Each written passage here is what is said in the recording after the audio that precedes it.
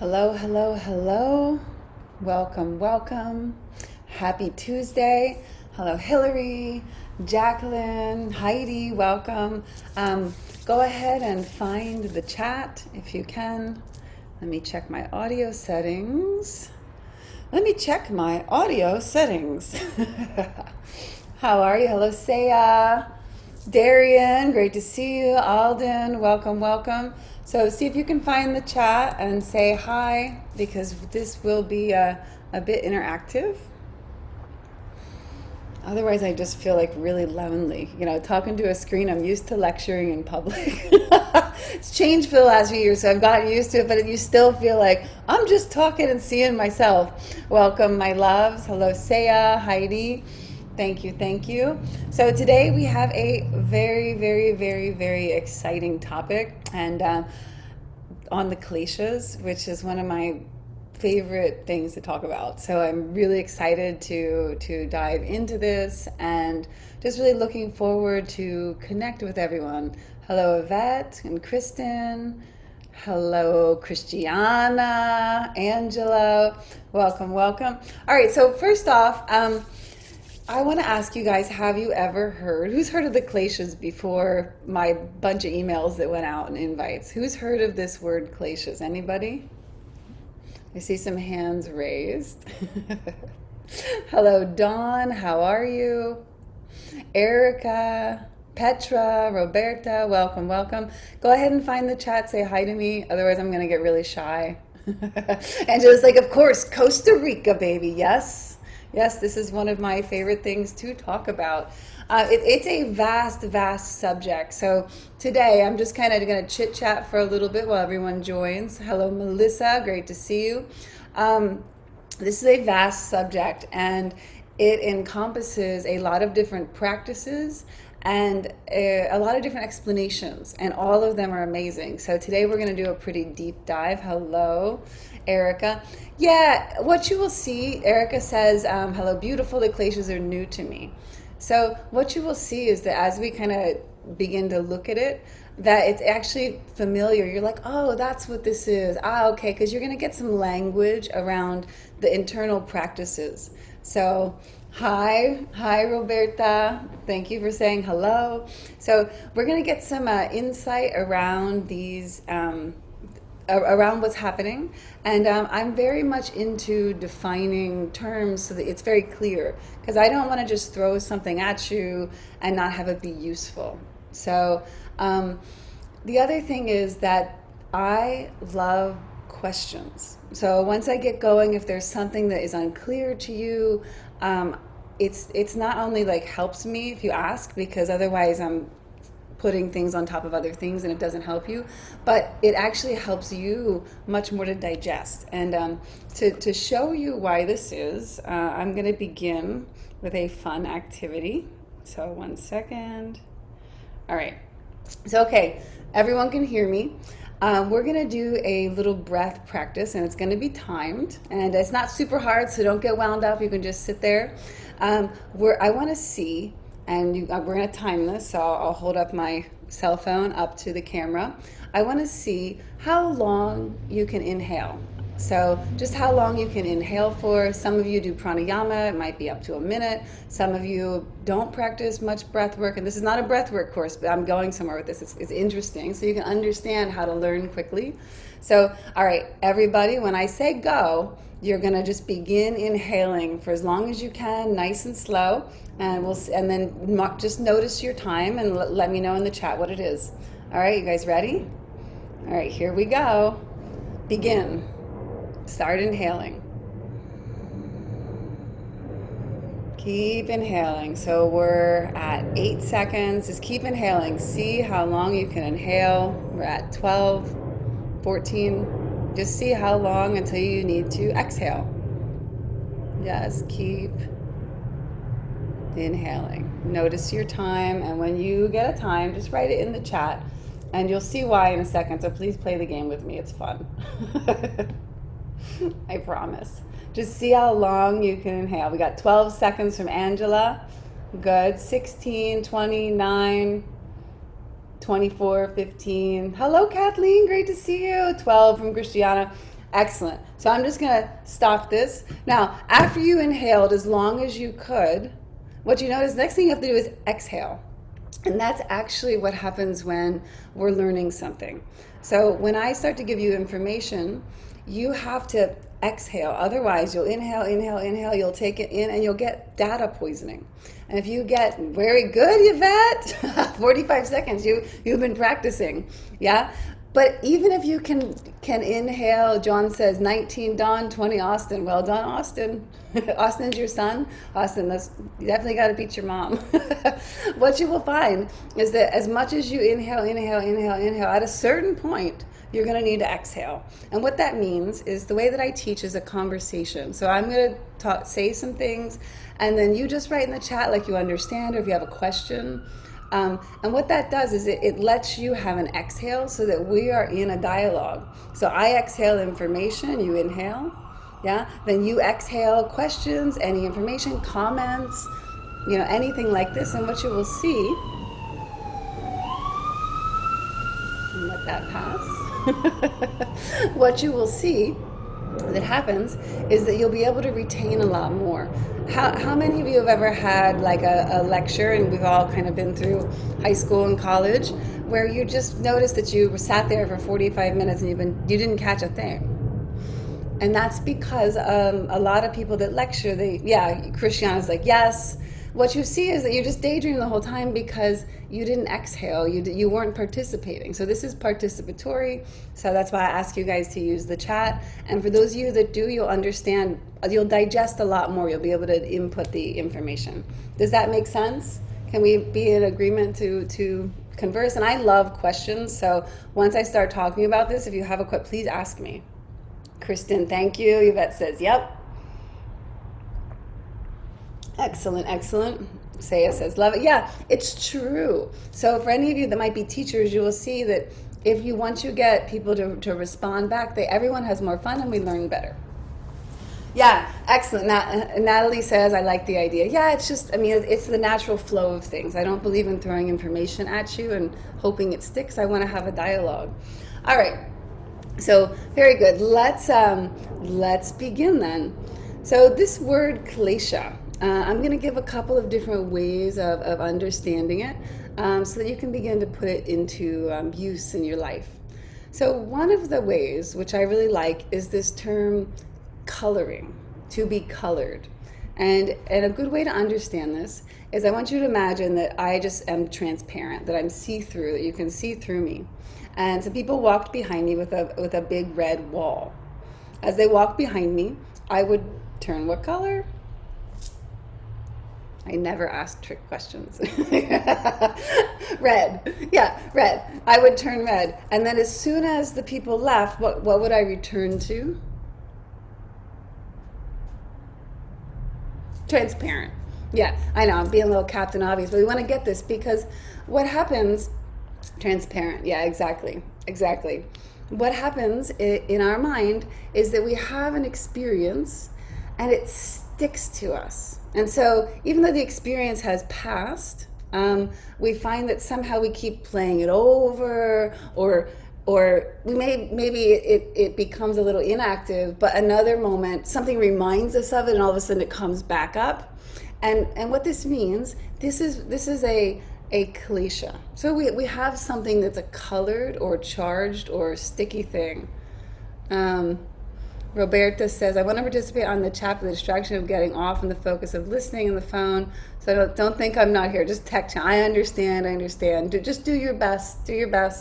Yeah, just do your best. It's just that it helps me, because otherwise I just feel like I'm talking to a computer, which is still weird after all these years.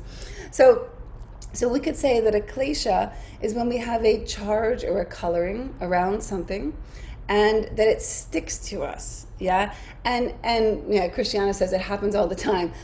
Like, I like to give an example of this, because this is one that we can understand. Like, let's say you had a really intense relationship when you were 20 years old, and you lived together, and then there was like a messy breakup, and a number of years have passed. No worries, Tabitha, no worries at all. And a number of years have passed since that messy since that messy breakup.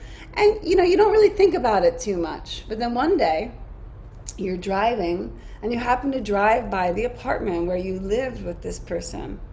And all of a sudden you see it and it touches something that's still stuck in you. And for the next 2 hours, it's like your life is just hijacked with the memories and the upset and the emotions and this spinning, whirling, twisting quality. Does that make sense? Has anyone had an experience like that?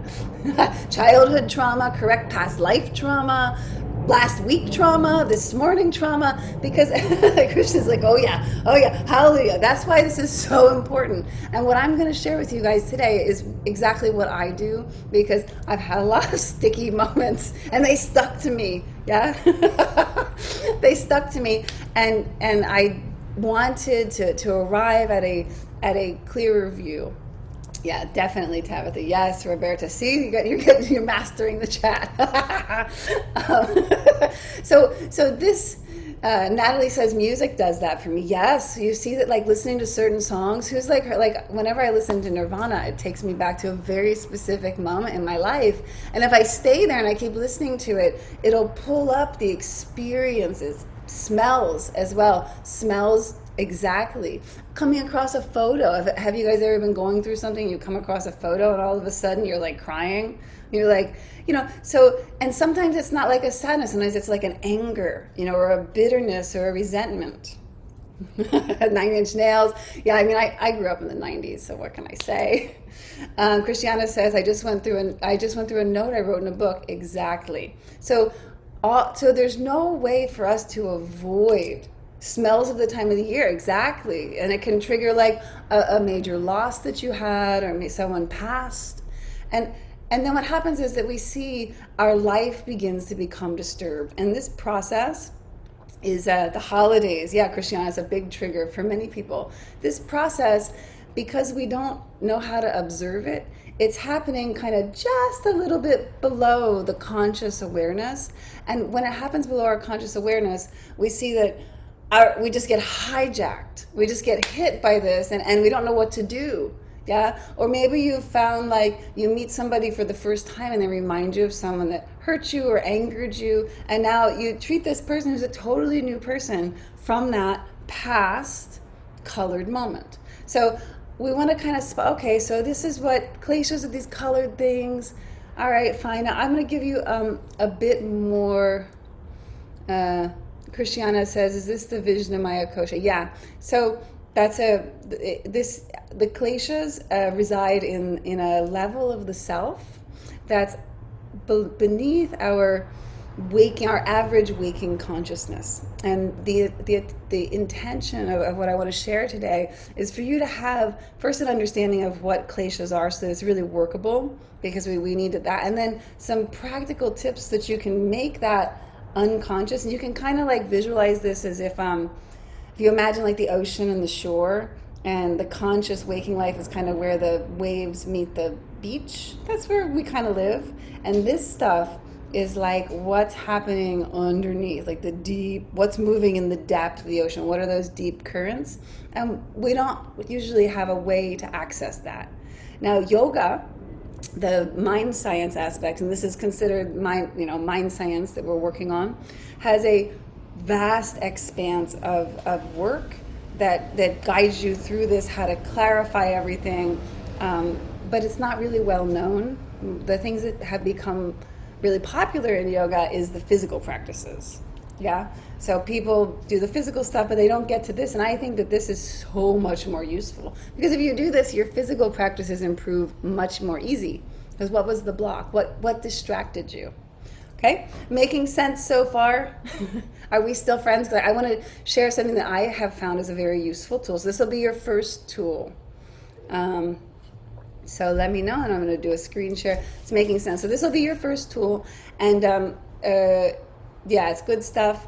And I will give you guys I'll do a follow-up email to everyone who attended with the links that I'm going to be sharing. But if you want, you can write this down, or you can just experience it. I'm not an information hider, so I'm happy to share. So this next thing is just what I found to be very useful. All right, so I'm going to now share my page. All right. So this is a tool, and I know that some of you are yoga teachers as well. So this is a good tool for you to notice in yourself and notice in others, because it'll teach you kind of how to work with them. Okay. So let me just have my chat up so I can also see that. All right, there we go. All right, good. So there are 5 states of mind. Yeah. Now within these states, you can have many different kind of thoughts and emotions, and the mind and the emotions are definitely linked. As you start thinking about something, you start feeling something. But emotions are not the focus of today's lecture, although we'll touch on it a bit. So the first state, and we don't need to use the Sanskrit right now, is known as disturbed.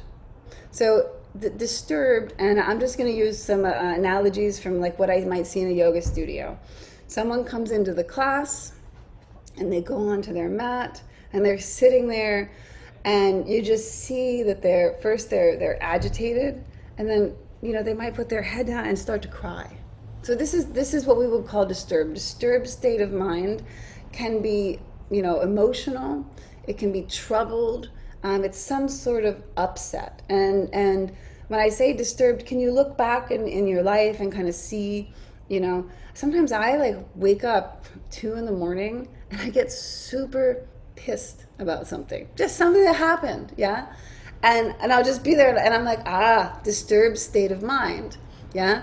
Yeah. And this happens. And I want to share my own personal stuff, because everything I teach you guys, trust me, I practice. So I'll like wake up and I'll be like really sad or upset or, disturbed. And what we want to do is notice that we are disturbed, report to ourselves. Hillary says yesterday evening out of nowhere. Yeah. What it is, it's not out of nowhere, but it appears that way. And once we finish today's workshop, you will see that something on the outside touched something you've been holding inside, and then that thing inside began to grow. Yeah, and it can be the tiniest thing. It can be just the tiniest thing. Yeah, like I said, I can wake up in the middle of the night and get really mad. And what do? I notice disturbed state of mind. And your disturbed state of mind can be severely disturbed, moderately disturbed, or just a little disturbed. Like you guys maybe have been like driving and you feel like a little agitated or frustrated. Yeah? So we have degrees here, but we would say that if there's some kind of spinning emotion that we would say, okay, it's disturbed. The word in Sanskrit is, I'm going to try to pronounce this, Shipta. Yeah, so we'll go with disturbed. And what you want to do is you want to just report to yourself, I have a disturbed state of mind. And because this allows you to investigate what's going on. Is there something I need to look at, or is it something I need to let go? And there's a process for this. You look at it, you say, okay, do I need to sit and like look at, am I being oppressed? Is something off in my life that I need to look at? Or did something get triggered and now is not the moment? Like, for instance, if I'm sitting down to lecture, I can't be in a disturbed state of mind. I have to be in a sattvic or a clear state of mind. And so if there's a disturbance, I have to let it go. And I might have to handle it later, but I report to myself, I'm disturbed. Not useful in the moment, handle it later. And this is like a kind of internal process. So when you notice that you're in a disturbed state of mind, if it's a good moment for you to look at it, you can sit and write it down and look at it. Because what do we normally do? We let it kind of ruminate, like you're chewing on it in your mind. You chew on it in your mind, you chew on it in your mind, and it doesn't go anywhere. But best is either there's some meditation practices you can use, or write down the whole thing, because you will see that when you get it out onto the page, it's like a magical relief. It's all of a sudden like it's there, you can look at it. And I really recommend journaling. Like, write it down, write a couple of pages. 3 is always a good amount. So does everybody understand what I mean by disturbed? Yeah. Okay, good. So a disturbed state of mind has colorings playing out. Yeah, so we could say, okay, and we'll go further into that in a little bit.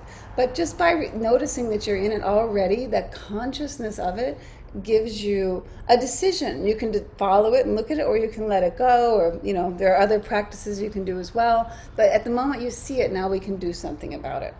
Now, number 2, this is a mudha, like mud. You can think of it like mud, or dull. And so this is a dull, heavy, and forgetful mind.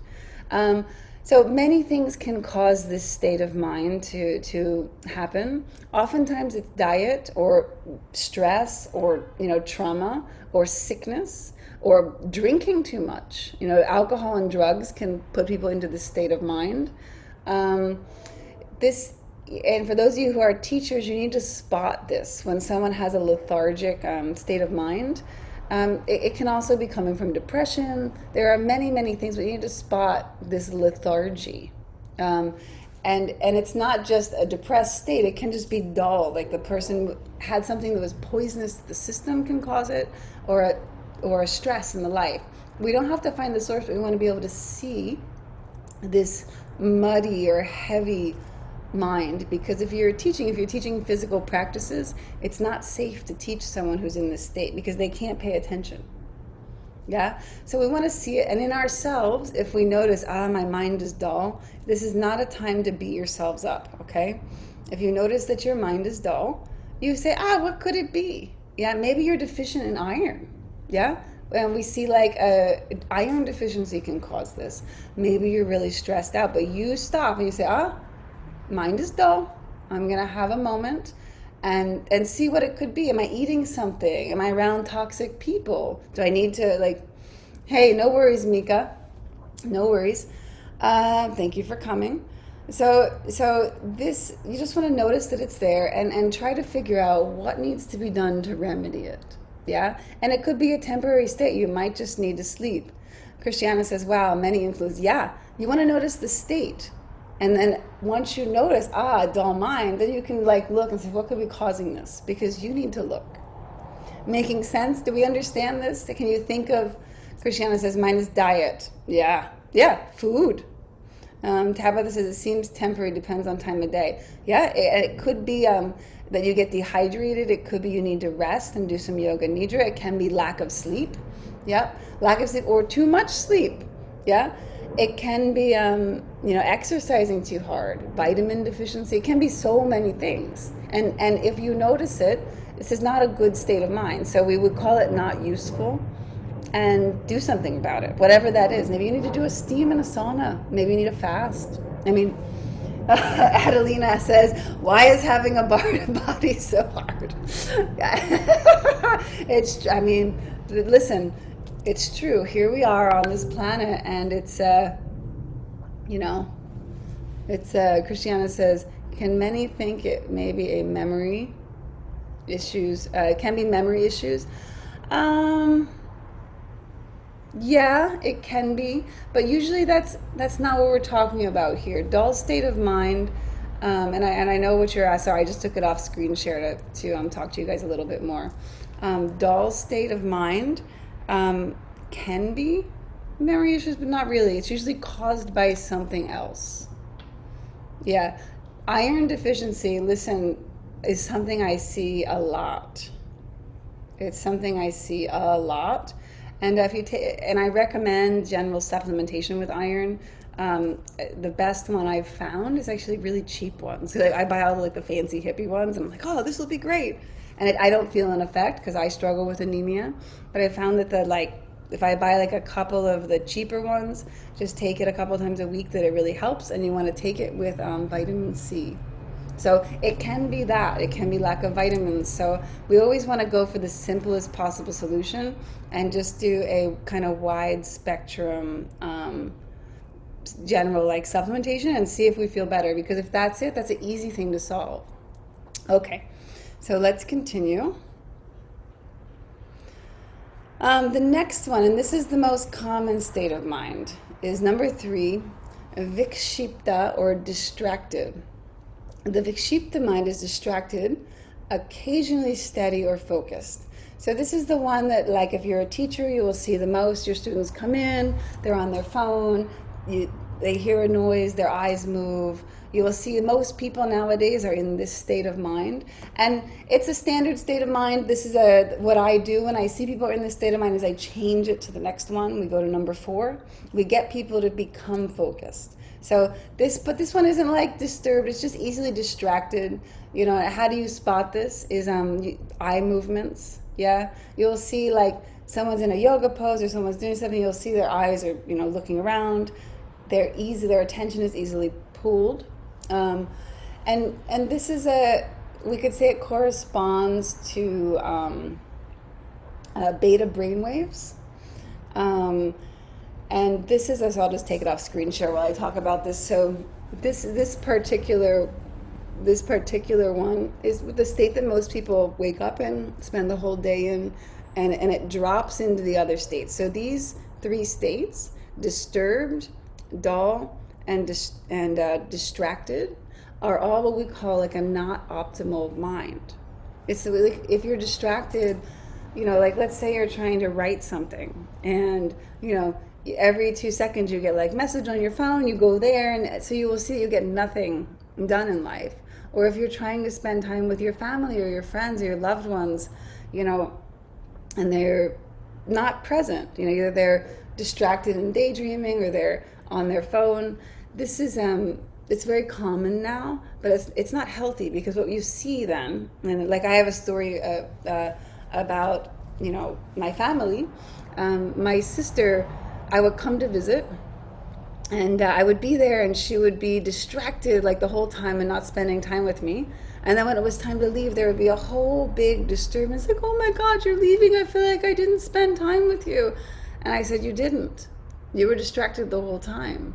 But if you learn to focus and be with the people, like do what you're doing when you're doing it, what you will see is that then when it's time to leave, there's no pain, like you had that beingness. And so we addressed this, and now we have an excellent relationship, and she's with me, and but luckily she was open to that. Now, have any of you had this experience?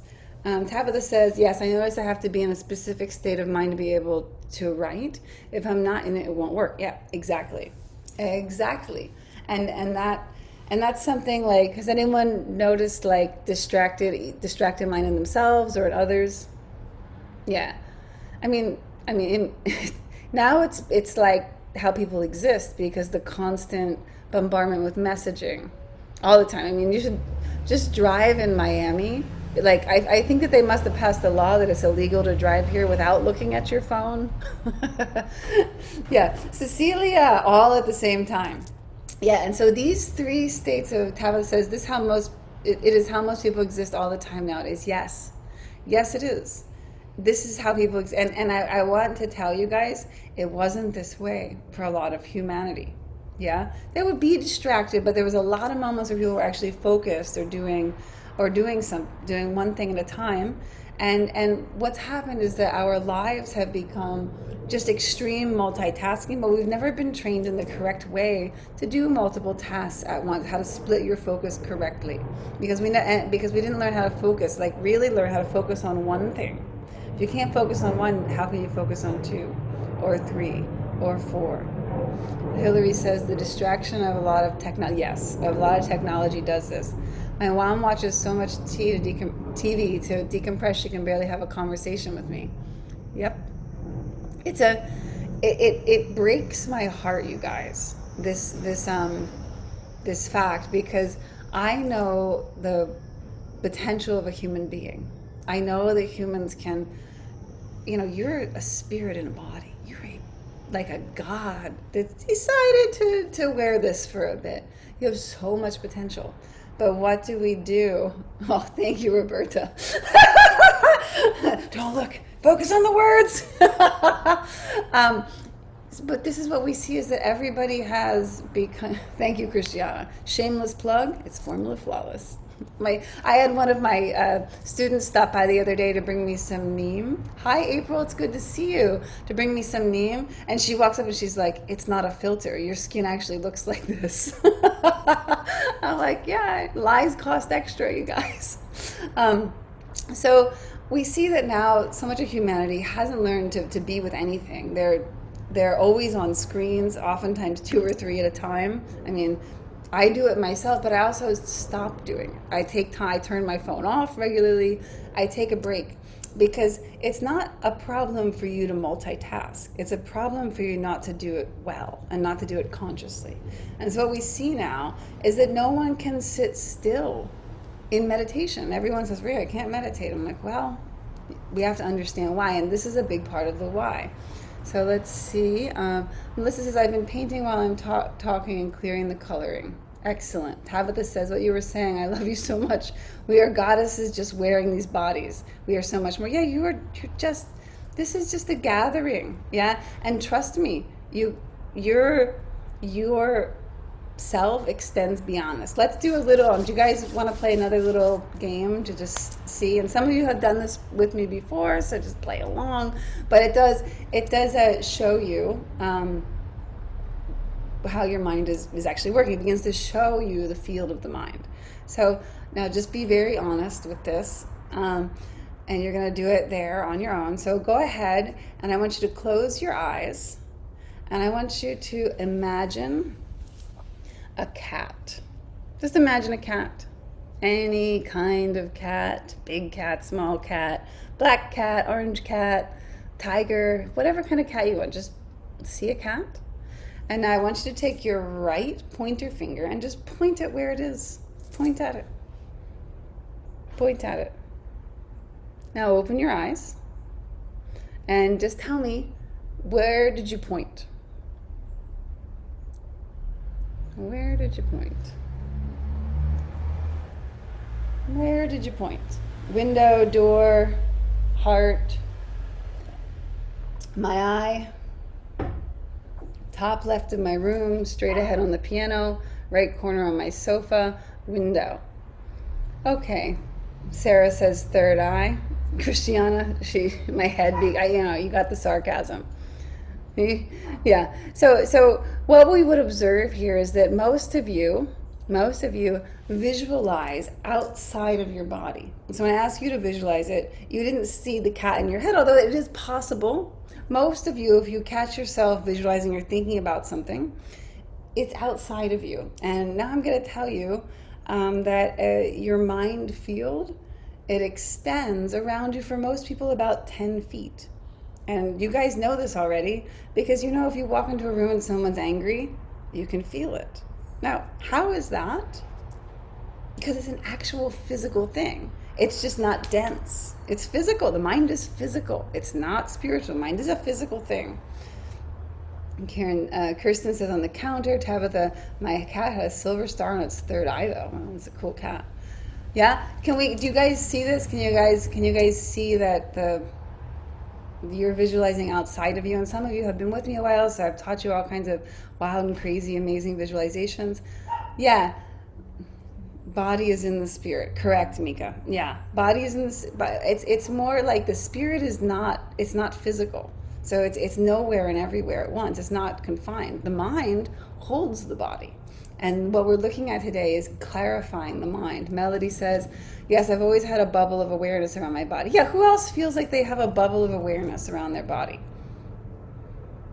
And have you ever been around people that burst that bubble and make you feel like, what happened to my field? Yeah. These are all real things. They're real things. And yeah, Christiana says those that deplete it. Yvette says they invade my bubble. Yeah. I don't like it when my bubble pops.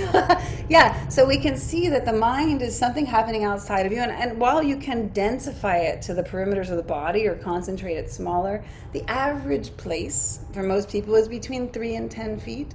Now, yogis can extend their mind to unlimited, vast expanses. They can be in multiple places at one time with thoughts. So, but not if you're distracted. If you're distracted and your mind is constantly jumping from, oh, I need to send that email and I'm hungry and my boyfriend and my bank account, no control happens. So that's why it's important that you notice, is my mind disturbed, distracted, or dull? And if it's in any one of these 3 states, you want to remedy that, okay? Now, the remedies of that are vast. So the fourth state that I want to talk about is known as ekagra, and I think that's a really pretty word in Sanskrit, or one-pointed. The ekagra mind is one-pointed, focused, concentrated. When the mind has attained the ability to be one-pointed, the real practice of yoga meditation begins. So there are many, many ways that we can train our mind to focus on one thing. Just picking any object, like picking any object and putting your attention on it and holding it only there for 5 seconds. That's more than you did before. Then you make it 6. Then you make it 7. Then 10 seconds, no secondary thoughts, only one thing, only one thing. You can use a candle. You can do a visualization. And what you will find is that you can train your mind to become one-pointed. And not only that, this one-pointed state is incredibly pleasurable. You will find you really enjoy being focused. Yeah? And it's just a little practice, like a muscle. Focus on one thing. It can be, you can focus on running and on your form and hold your attention only on this. You can focus it on a yoga pose. But you pick any object. What matters is your focus. So a person with a one-pointed mind is doing exactly what's at hand. They're not disturbed by something in the past. They're unaffected. They're not involved with any other stimuli. They're only doing this. Like right now, I'm doing this. This is it. I'm totally, totally focused on giving as much information as I can in the next few hours, as long as you guys will watch, so that you get this. Now, this practice of concentration, I'm just going to take it off the share so my head becomes bigger. This practice of concentration,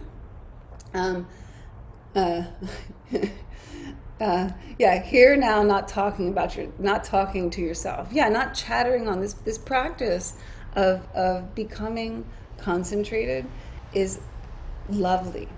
But you might have to do it in one practice 175 times. And what happens, it's a funny thing, is that we try to focus and then we start to think about chips or this thing, and then it stimulates a memory, and then you report to yourself, oh, I'm just terrible at meditation, I can't focus, why do I even try? And you start with this, you begin the blaming of yourself. It's fine. With the moment you notice you've wandered off, you just come back. Coming back. Yeah, mind became distracted for a second, come back. You just learn to come back faster and to leave less. And that's the whole practice of ekagra, becoming focused. Does this make sense to you guys? Hillary says, I find this happens with certain students. And I feel bad being stern with them. Yeah, it's but they're so distracting. You have to decide the right method. Yeah. So when you're working with students who have distracted mind, it's people are really distracted nowadays. There's a lot of different techniques, and it's I am an intense teacher, and in the beginning, about 20 years ago when I started teaching, I was really intense and stern. Now I've learned that one of the quickest ways to actually get people to focus is by making them laugh. So I tell a lot of jokes because the pleasure of it brings them back to the moment, Yeah, at first I was like, guys, I said lift your toes, and what? I said extend the arms, let's bend, extend. Well, you're not paying attention. I get really, really agitated. I would get colored. So I had to look at my own colorings and say, what's the best way to get them to focus? And the ways that you get people to focus, there's 2 ways. Intense pain or intense pleasure. Yeah? Now I can tell you some really good jokes. You will come back. Christiana says, I can relate the frustration. Yeah. Hillary says, exactly, I became colored. Yeah. And you have to watch this because, if you're teaching, you're putting a lot into it, and the student isn't, giving some reciprocity, can be really, really difficult. We want to acknowledge this. We want to say, okay, because when we see it, we make it conscious, we can do something about it. It's not like something that's stimulating. You say, okay, I'm becoming frustrated. This is not useful. And you say, what's another way to get them to focus? Yeah. Heidi's like, your jokes bring me back in. That's why I tell them.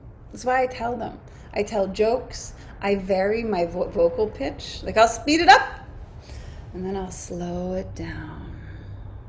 I'll change my voice a lot.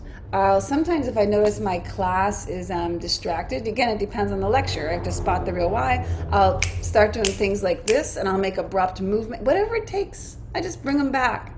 Yeah. If they're more advanced, I'll remind them. I'll be direct, and I'll say, notice that your mind is distracted, return. Something like this, a command phrase. But it depends on your students. If they're beginners, that's too much for them to experience. Tone and voice, definitely. So when we're with people, we want to spot what state of mind are they in. Christiana says, not to mention you can see what we are doing. There's no hiding. Yeah, well, don't let them know. I don't want people to be scared of me yet.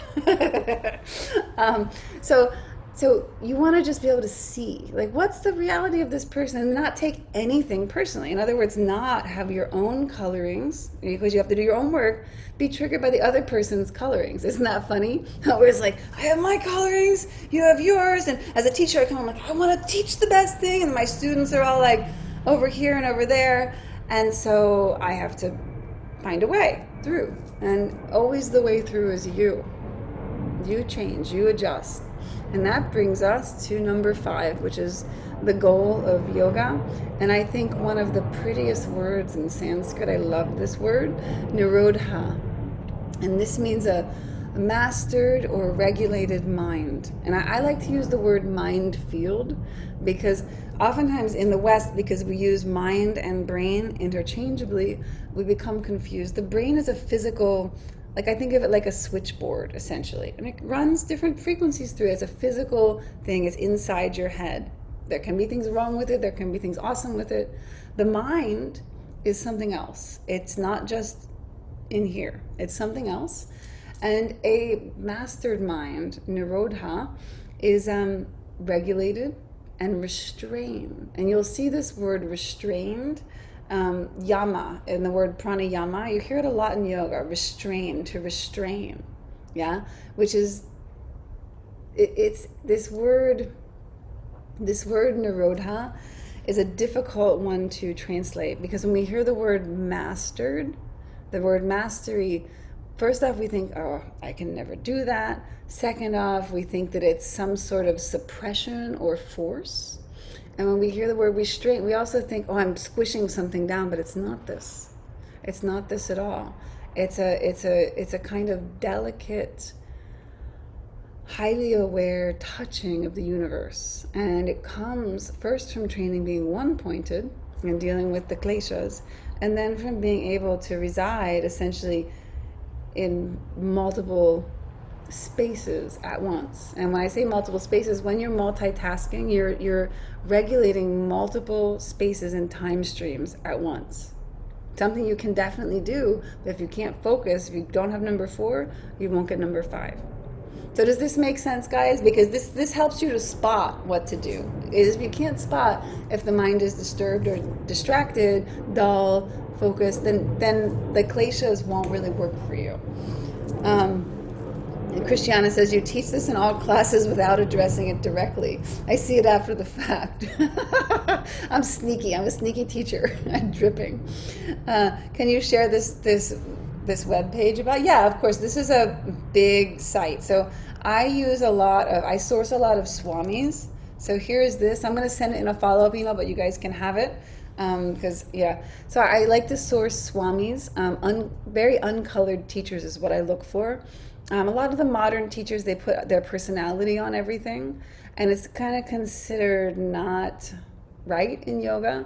You know, I have a lot of personality, and that's fun and everything, but when I write or I put something in there, I try to make it as uncolored by that personality as possible, as uncolored with interpretation, and just here, look at this, look at this, look at this. And what I found with a lot of modern teachers is first they degrade and simplify things too much. They want to make things simple, but too much and it's not useful.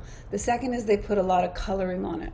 So the sources that I'm using are kind of these amazing swamis that are just, they're just a vessel of information, much more profound writing. This particular site that I use a lot is one of the most extensive resources that I've ever found in the world for yogic knowledge.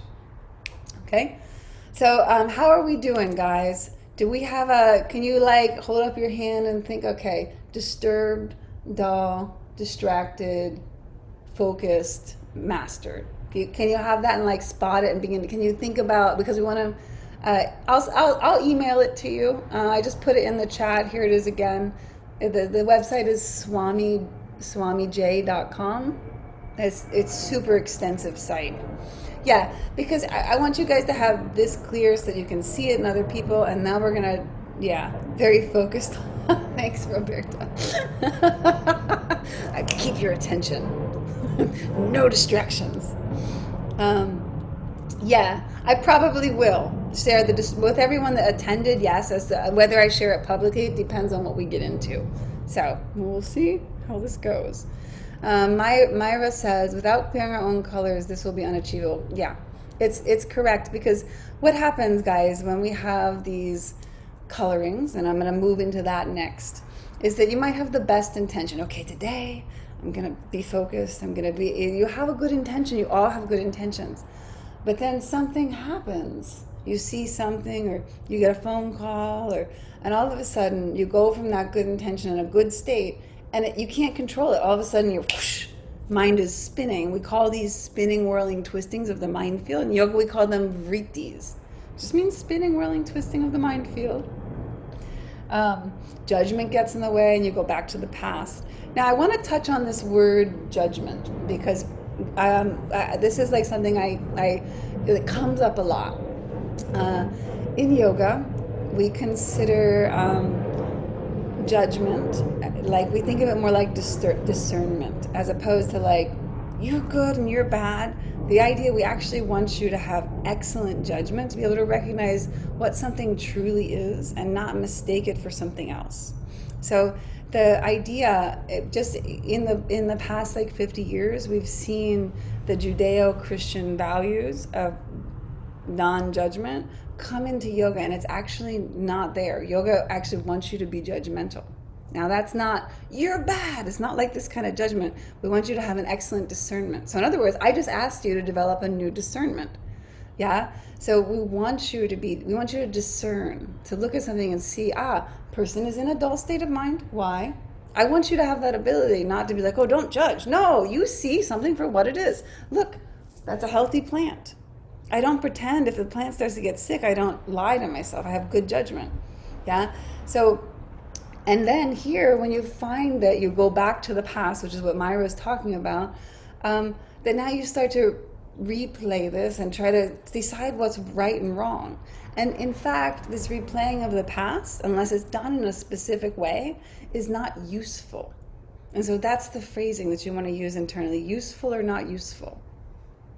Yeah? Useful or not useful? Okay, I'm thinking about the past. Is it useful? Is it the time? Because you can give yourself time to look at the past, which I'm going to teach you some practices for this so we can actually process some things.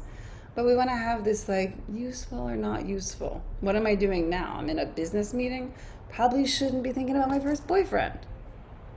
Making sense, my loves? Making sense. Well, if you make enough sense, you'll make some dollars. All right. Dad jokes. I'm sneaking them in. All right. You need to have dad jokes. I like it. You can Google them. I Google a lot of dad jokes. They're the best. All right. So let us continue, my loves. All right. So now here, we want to get a clear definition of Klesha. This is a colored thought pattern. Now, often these have a disturbing quality, but not always. Sometimes they're just distracting. They pull your attention. At other times, we may enjoy or cultivate the thought patterns, although they are still colored. So you listen to that Nirvana song, and it takes you back.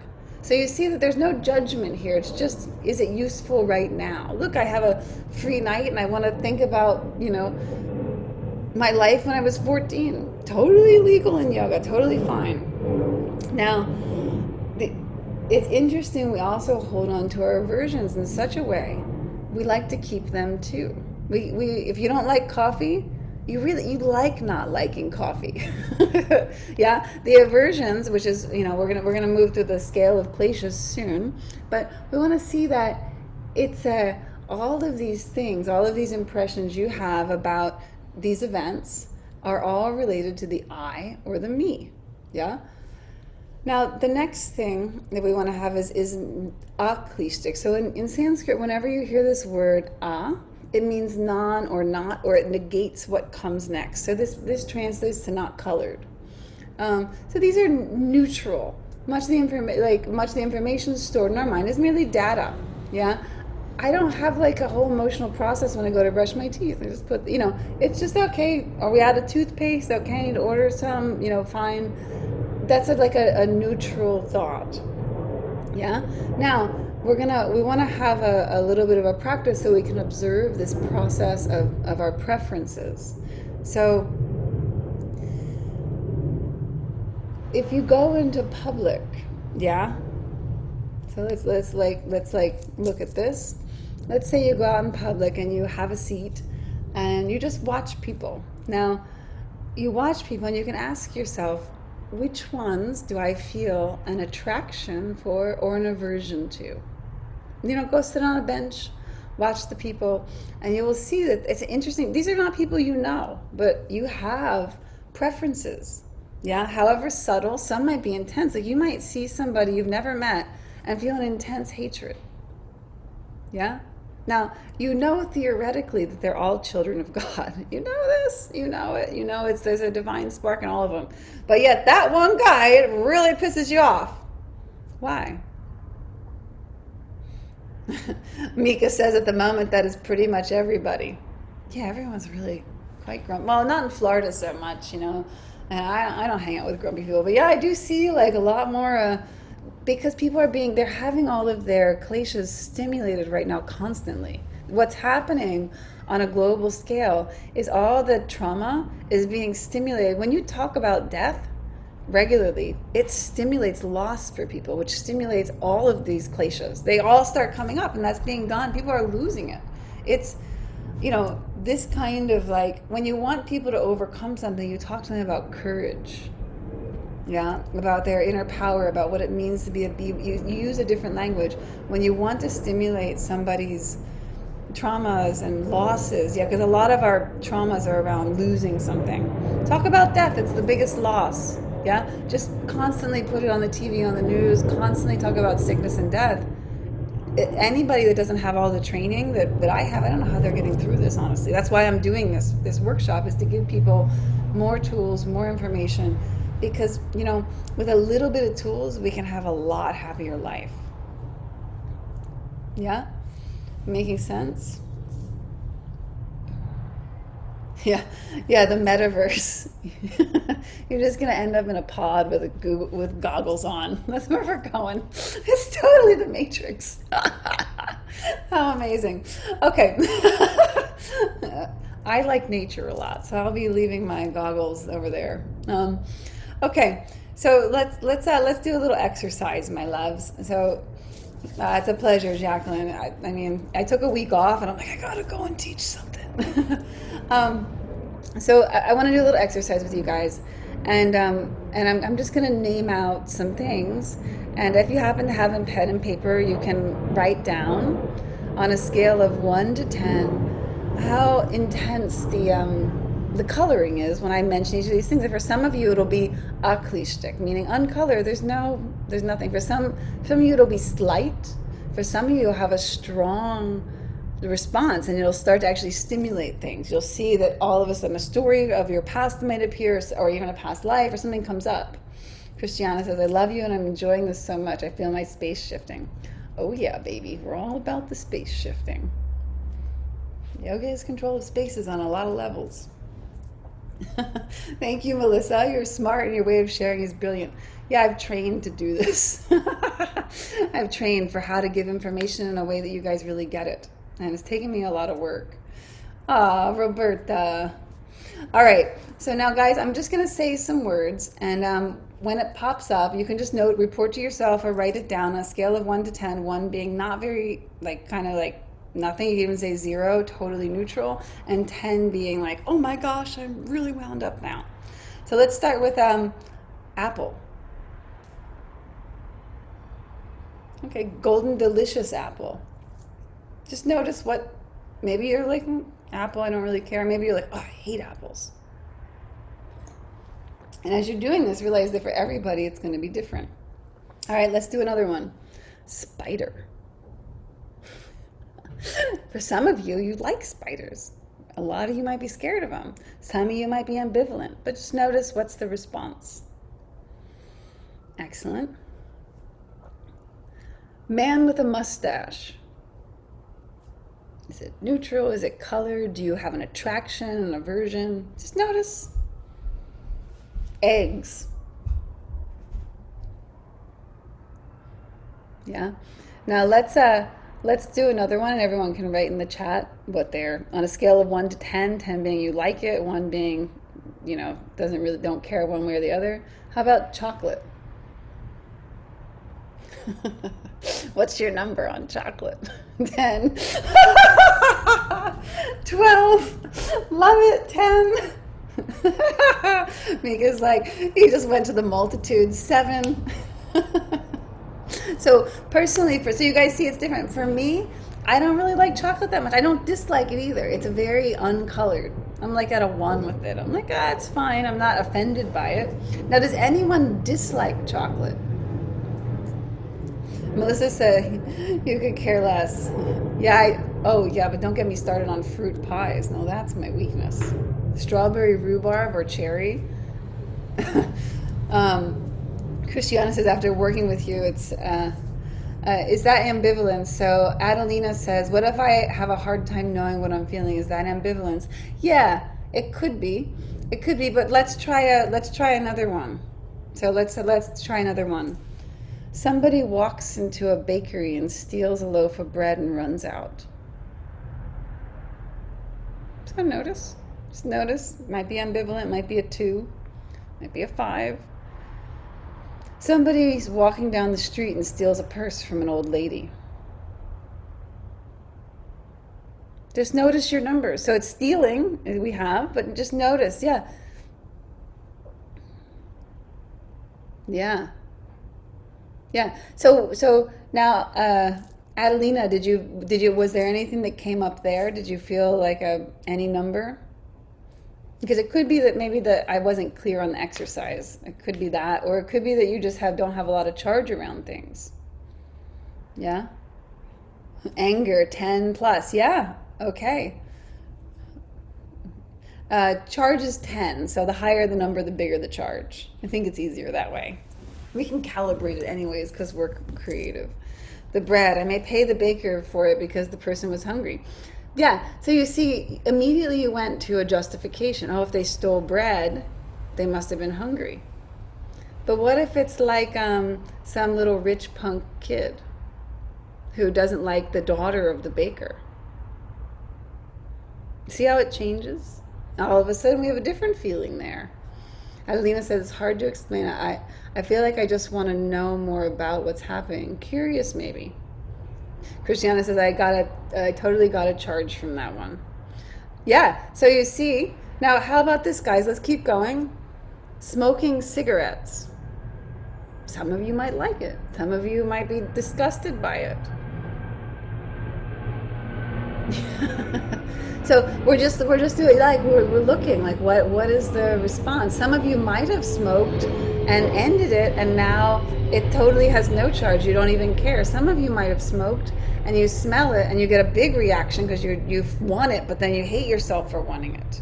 Yeah. So we see that there's many different kind of responses, and the main thing that I want you guys to see with this is first to understand that all day long, many of us, most people are having, some sort of Klesha reaction. Roberta says, grateful I don't smoke. Yeah, I used to have a big charge against smoking because I was really it made me so angry. And that's something that I worked with. Yeah, because it's not useful to become disturbed. Myra says, don't care, all mirrors anyway. This is, yeah. So what we see is that,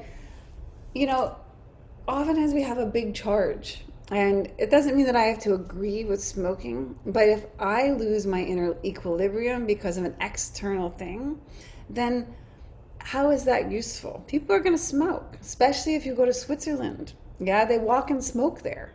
And I hadn't been around smoking for a number of years because it's not super popular in the U.S. Although with my friends in Pennsylvania, they are all heavy smokers. So when I sit with them, I know that I'm going to spend a lot of time not breathing, and sometimes like walk away. Yeah, but I choose because it's not useful. I know that they're going to do it. I'm not going to change it. Yeah. Myra says, slow drivers, slow.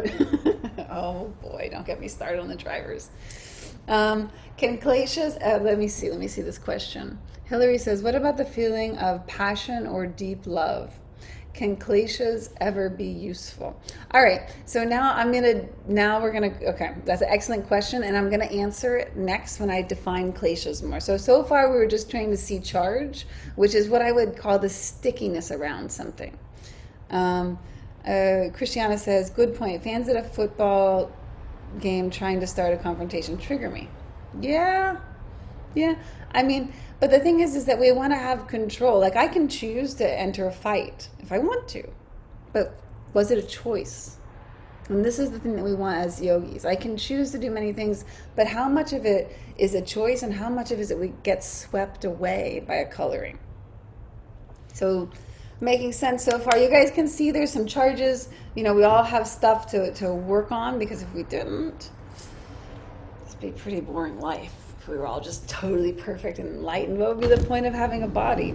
Angela says, for me it's 9 personally, but I'm able to accept that others have their habits and I can't change them. I don't get angry or feel the need to change others. And that's good.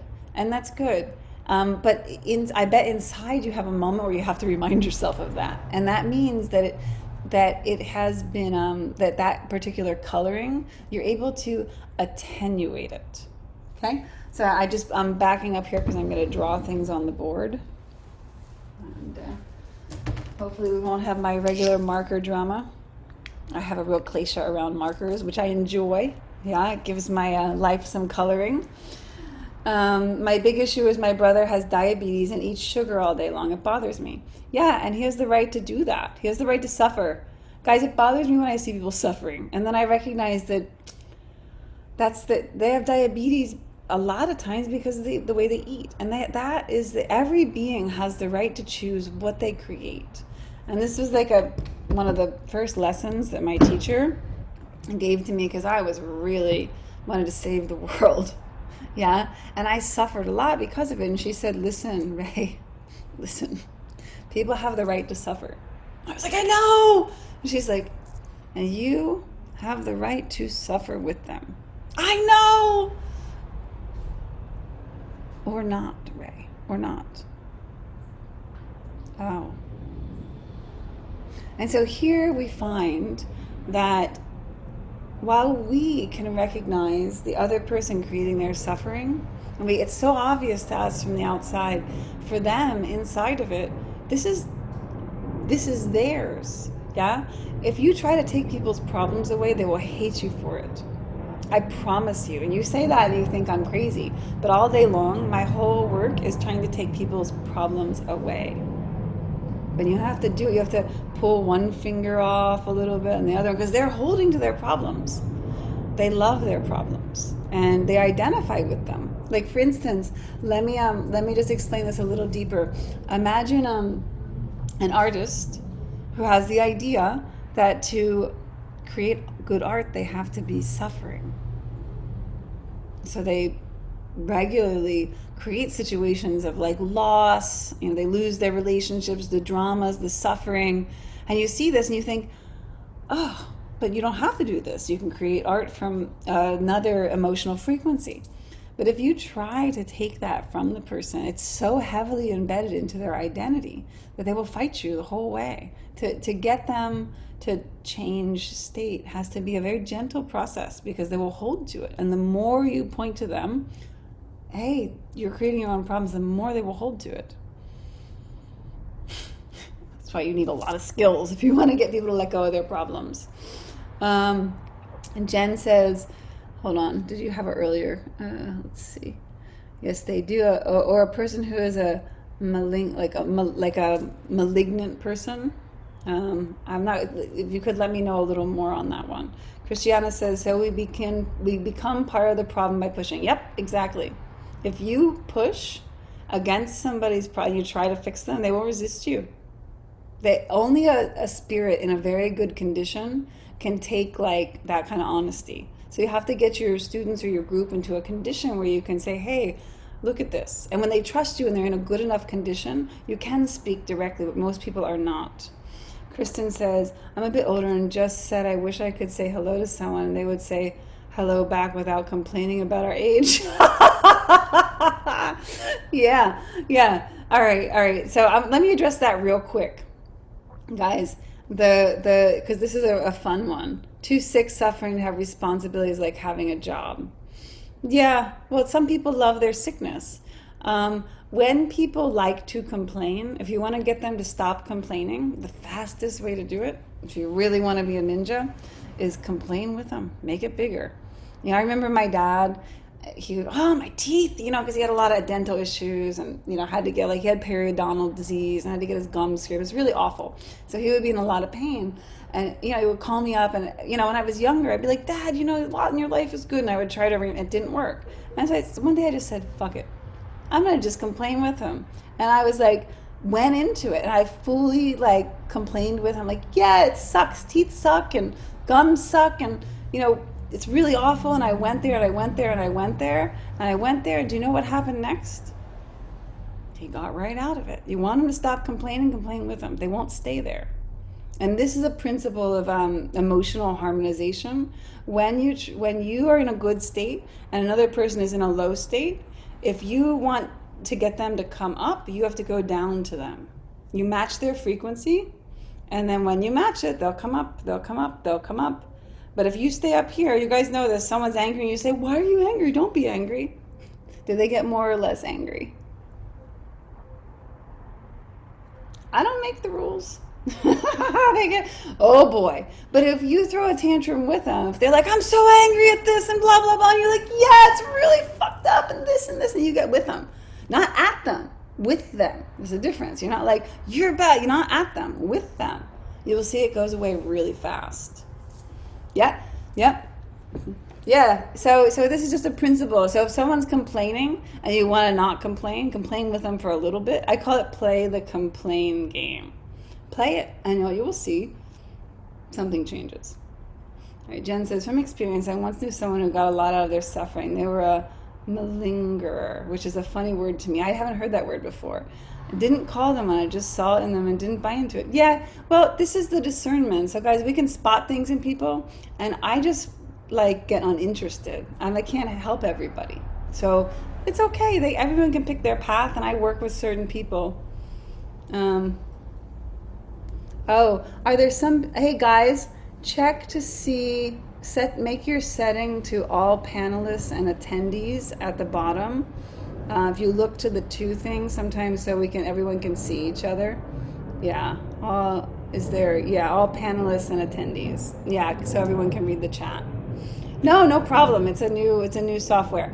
All right, so next we want to begin to look at, and I know this is a long lecture. Are you guys still with me? Are we still cool? Groovy. This. All right. Okay, good. So I want to chart out this process of oh no, marker drama. Oh, let's find another. This process of what I call attenuation. And what this means is to reduce. It's every class. I know, Christiane, I just need to buy a giant box of them. I have marker dramas. It's my thing. I gotta have a drama. It's I'll pick this one. Pick your dramas, guys, then they don't pick you. All right, attenuation. It's a good drama. This means to make something less, to gradually reduce the coloring, and that's how we begin to work with our klesha. So it's a process, and we're going to outline the process and then learn specific approaches. And I still haven't gone into all 5 kleshas. We will get there. It'll make more sense by the time I get to it. You'll be like, oh, I get it now. All right, so 1. This is when we would say active. All right, so an example of this, and I'm just going to do a little story here because I like to tell stories. I'm going to tell it from a female perspective, so, reverse it or just hear the story. you were totally, totally in love with him and wanted to marry him and the love of your life, and he cheated on you. And he cheated on you with your best friend, and you were living together, and this is the person you were going to marry. Now, so you go through a breakup. We would say that this coloring, this charge, is in an active state. Now, some of you have been through this sensation. Sorry, I have to suck down a lot of water with all this talking. You've been through it. You're like, yeah, or you know your friend. Now, if you have a friend who's been through a very bad breakup, what do they talk about all of the time? What do they talk about? You're like, hey, let's go to do yoga class. And you show up and you meet her a little bit before the class. Did you see their pictures on Instagram? Can't believe it. You know, whatever. I can't believe you did this. Or they're crying actively. And this is neither bad or good. We just want to recognize that Klesha is active. Yeah, if you just lost a job or a home or anything like this, we just say it's active. It's active. And you will see that the person, they just went through the breakup, is all that they're going to be talking about. And you, if you're a healer, and a lot of you are, most of you are, I think that everyone here wants to help others, and you have that intention. So this is a map, yeah. If your child just had gotten a fight at school and something bad happened, we would say it's in the Klesha, the coloring, the charge is active. It's playing out, and kind of everything they touch, it's going to get on. And this is neither bad nor good. We just want to say, okay, it's active. But what we want to do is we want to attenuate these disturbances because they're suffering, yeah? And I'm going to continue with the analogy of the breakup and just give it some time and show you how this plays out, okay? So the next state is dormant. Okay. So it's been, she was really into him. So we'll give it 5 months. It's 5 months, and now you can invite your friend out to dinner, and she's able to get through a dinner without bringing it up. You can see a couple of times something might remind her, but she doesn't go into it. So we would say that Klesha has become dormant, but it's just like slightly below the surface because, what would happen if he walks into the restaurant with the other woman?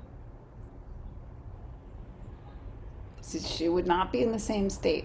Do we understand? Yeah, it would reactivate. It would come back up and it would go from the dormant to the active state. Making sense? Myra says, that's me for an entire lifetime. Yeah, and there's a lot that we can do about it. So now 2 years pass. She's dated a few other people. She's living her life, and she's about to go on a trip to Argentina. Yeah, she's going on a trip to Argentina. She's got some work that she's doing. She's very excited. So, and this Klesha of the breakup has entered a latent state. Okay, so it's entered a state of latency.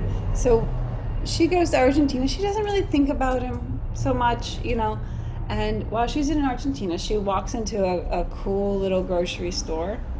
And guess who's standing there? It's him. Now, what do you think happens? Do you think that she's fine and just like, oh, hey, it's you, Or do you think that this, what was once active, flare? Yeah, the horror. Cecilia's like, yeah, oh yeah. She sees him and she's like, oh my God, I can't believe it's him. And she runs out of the thing. She's so upset. She calls you up and she's like, oh, I'm in Argentina and I just ran into him and he started walking towards me. And I freaked out and left. Yeah, we don't even know what he's doing there. Yeah, we have no idea. She sees him, loses it. Okay. So we would say that it was latent. It's not even dormant. It's not right below the surface. But the moment there was a re-stimulation, all of a sudden, now what does she do? She jumps on a plane and she leaves Argentina. Right, Yvette? But she hasn't, because this is that attenuation. So that, like when we say dealt with it, this is like the technical language. Yeah. So we're just gonna look at this so that we have a clear map for, okay, now the next stage. So what does she do? She decides to go and study yoga, and she finds an amazing swami, and she does what we call Klesha clearing practices, and she does them sincerely, and they work. Because they do work. You just have to sincerely do the practices, not half. You have to sincerely do it. And so then what happens? Wait, that's 4. Hold on. It's not 2. Let's get our numbering right. All right, 4. The next is seed. So let's say, for the sake of the story, 5 years in an ashram. Yeah, she's serious. She reduces, and it doesn't have to be 5 years, I'm just telling a story. She reduces the coloring to the point where we call it, it's in a seed state. Now my question for you is, can a seed grow if it's watered, if it gets the right sunlight? Okay, Ray, you're being Captain Obvious. Of course. I just want you to talk to me because it'll help you to digest all of this.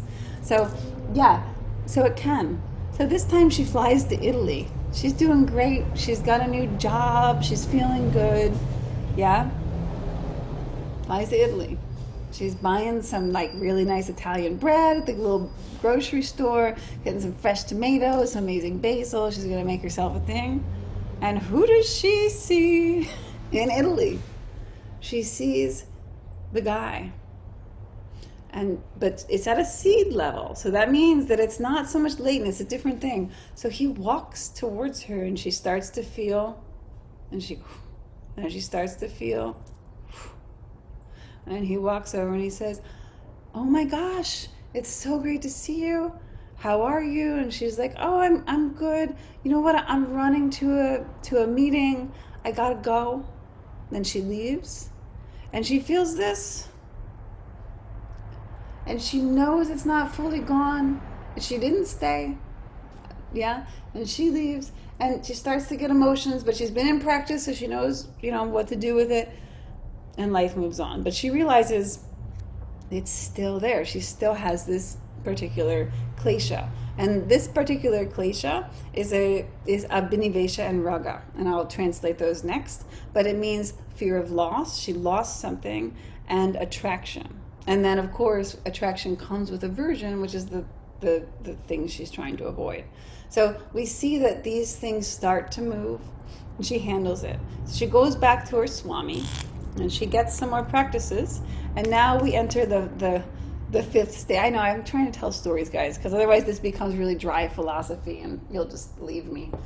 And I'll be all alone and be like, they didn't understand, and I'll be sad, and I'll cry, and it'll stimulate my kleshas. All right. So the final stage is what we call a burnt seed. And what this means is that you've taken whatever the coloring is through whichever practices you select, and some are fast and some are slow as to your desire, and you've taken the seed and you've burnt it. And now a burnt seed doesn't grow. So in other words, this is an analogy. You have the memory, you have the wisdom from the event. You don't lose that, but there's no coloring. So she got some powerful practices. A month later, she's in Istanbul. She likes to travel. She's got a cool job. She's in Istanbul. Guess who she runs into at the grocery? Apparently they still like the same food. It's the guy. She sees the guy. Yeah, exactly, Jen. This time she sees him and she's like, hey, it's you. What are you doing in Istanbul? No charge. Something happened. Didn't work out. There you are. And he's like, it's so good to see you. And he goes into it, yeah? Immediately he's like, what I did, it was terrible. I felt terrible for all these years. And, I really, I wanted to make it right, but I didn't know what to do. And she just says, no problem. Which is your favorite bread? Oh, yeah, Zorro, you tell him. Burnt seed. Yeah, it's no problem at all. It's an old friend from another lifetime. And this is what the process of clearing kleshas looks like. Yeah, his got stimulated. He hasn't been doing the practices. Yeah, it came up for him. It's still active. It was probably latent or seed. It came back up with the right stimulation. Oh, yeah, Zoro's kleshas. Yeah, he has bark kleshas. Zor, buddy, don't make me Zoro. All the windows are open so you can hear people on the street talking. All right, guys. So how do we feel about this? Are we cool? Can I cover some more stuff? Sorry, I'm chewing on ginger. Yeah.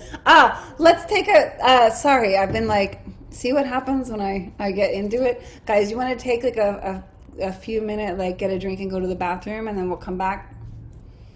Yeah. So take like 2 or 3 minutes, whatever, and we'll come back and take a quick break, and then I'm going to go into what the kleshas are and what you can begin to do about it. All right. See you guys shortly.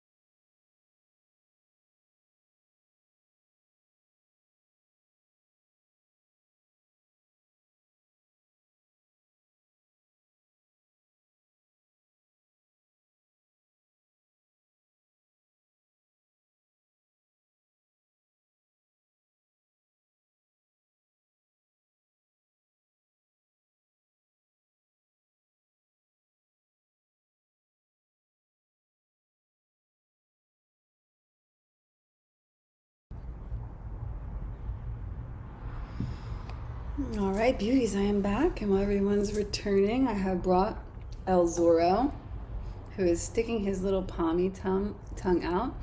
No worries, Mika. Great to have you with me for a moment. So this is El Zorro. He's 10 years old, even though he still looks young. It's because you use all of my anti-aging products, don't you, Zorro? Jen, yeah, please let me know. Tell me now. Let me scroll up. Sorry.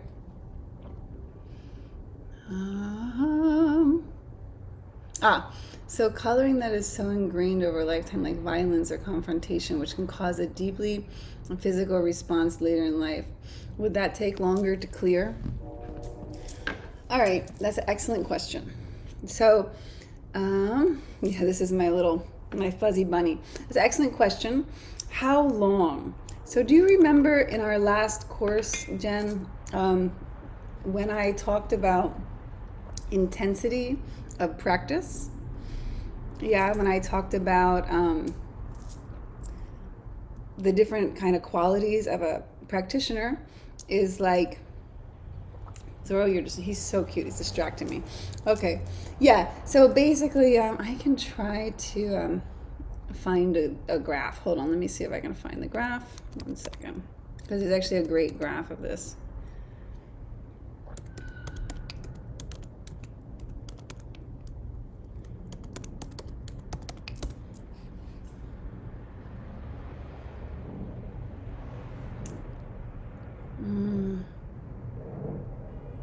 Mm.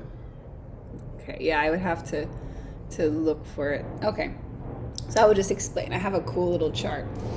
Yeah, no worries. So let me explain. So basically, you have different intensities of practitioners. So someone who has like a strong willpower, we call this Sankalpa Shakti, and good duration of practice can burn up certain kleshas very quickly. But most people, you get them to practice once a week, and that's a good result. If you can get them to practice once a day, that's impressive. If you can get them to practice intensely for 2-3 hours a day, they can just burn through stuff quickly. Yeah, Zoro, he's a little honey. I don't know what's going on around me. A lot of people's kleshas have been re-stimulated. Yeah. Oh my god. It's like right out in my street. Sorry, guys. Yeah. So, sorry, let me let that calm down. I don't know what's going on today. It's Tuesday, I guess. The word is Sankalpa Shakti. Yeah, correct. Sankalpa Shakti. And what this means is Swami Rama, if you want to learn a bit more about it, talks a lot about it. Swami Rama is one of my favorite Swamis, one of the most living legends in the last 100 years. And he talks about Sankalpa Shakti. And Sankalpa Shakti is an inner force. It's not quite like willpower, but it's a little bit tied to willpower. It's basically, I can do it, I must do it. Yeah, it's this conviction. It's an intense curiosity for learning, for improving. And people either come to yoga practice from one of two directions: intense suffering or Sankalpa Shakti. And the intense suffering can actually create Sankalpa Shakti. Yeah. So this burning desire to know that you'll get up at 4 a.m. to practice. Like nothing can stop you. Yeah, an obstacle comes and you overcome it. This is Sankalpa Shakti. And if you have that intensity, if a student has this, you can teach them very quickly. Yeah. And so when we train students, there's a rule for all of you who are teachers. You never give a person more than they're willing to experience. It's a violation. So that's why I'm always asking you guys, are we good? Because if you're not, or you leave, it's fine. I don't want to give something that you're not willing to experience. It doesn't help you. Yeah. So someone who has intense Sankalpa Shakti, like I had one of my disciples of my lineage, who I barely had to train him. In fact, he was somebody else's student. I just came and I said, this, and this. And he listened. And I said, if you practice this, you will get it. And he did. And I said, when you do that, come back to me with the questions. And he came back. I just gave him little bits of information. He mastered a system called the Pranavayu system just because he had such intense Sankalpa Shakti. His name is Alex Isayev. He's the child of Russian ballet dancers. So there's an intensity there. He was kind of born into it. And but this is what, and Sankalpa Shakti is something you can increase. Yeah, you can decide, I must do it. This desire to overcome. Now, if you have that, then if you can have the most intense traumas, and you will burn them up, because you'll keep looking until you clear it. Nothing can stop you.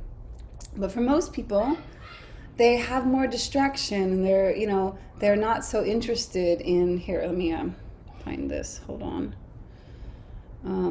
They have a different kind of quality, and I'm going to share some work from another Swami here.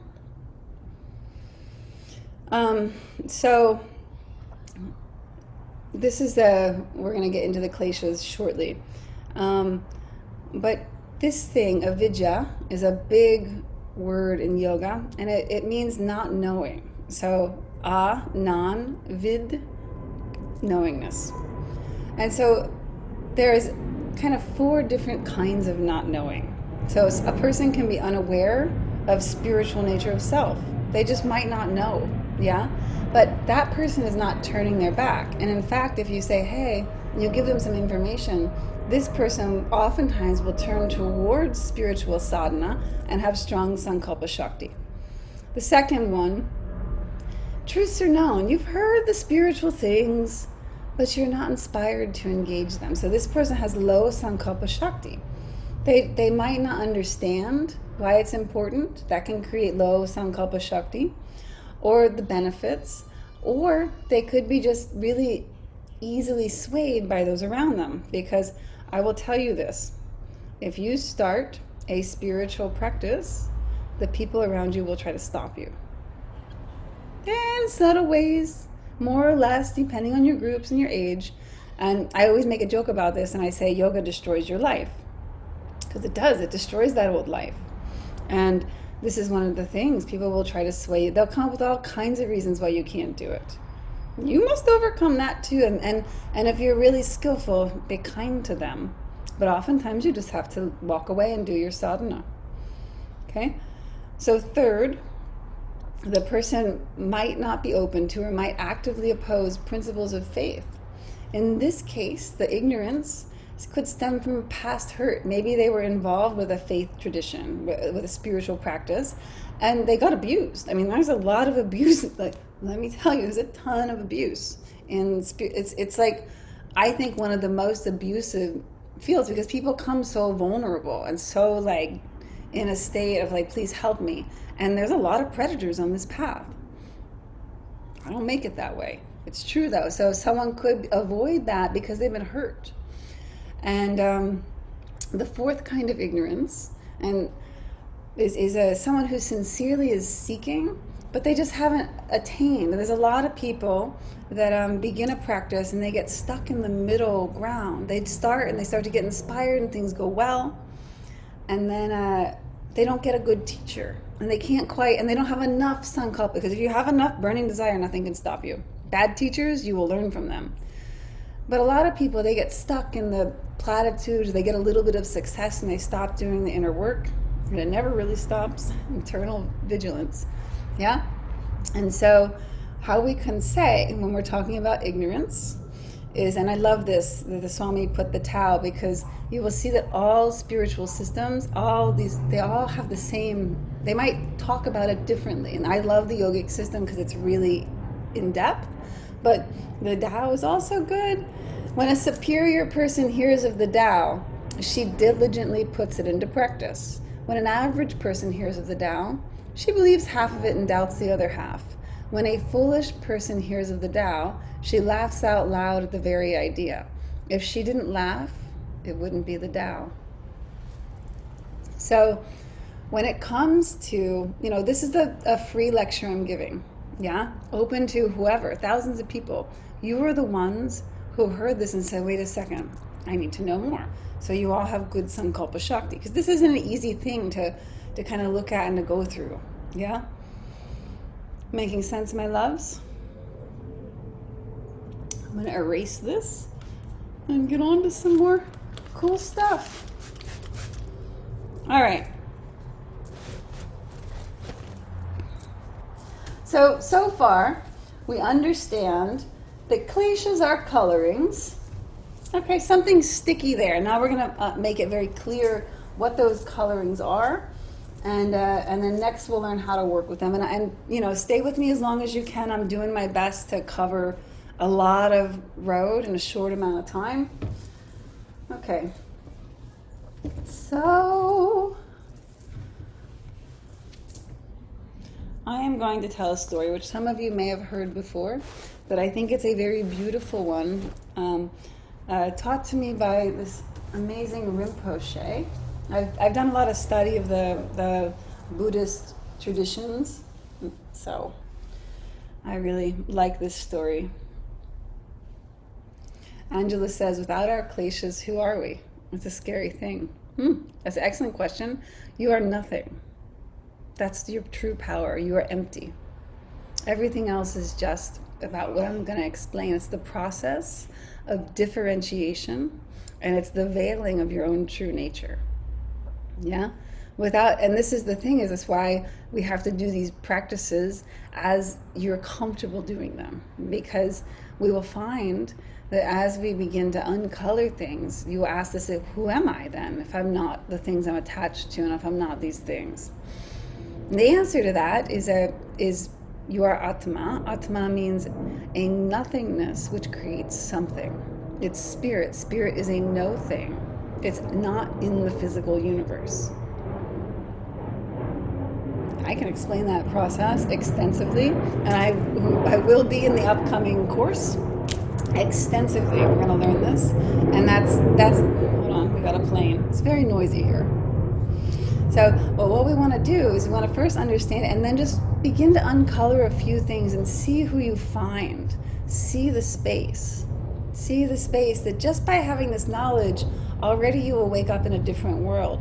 And I promise you that when you have less aversions, less attractions, less things, that you have a lot more freedom and a lot more playfulness in life. You can eat any food and enjoy it because you put the joy there. You can be with any person and speak to their soul because you put it there.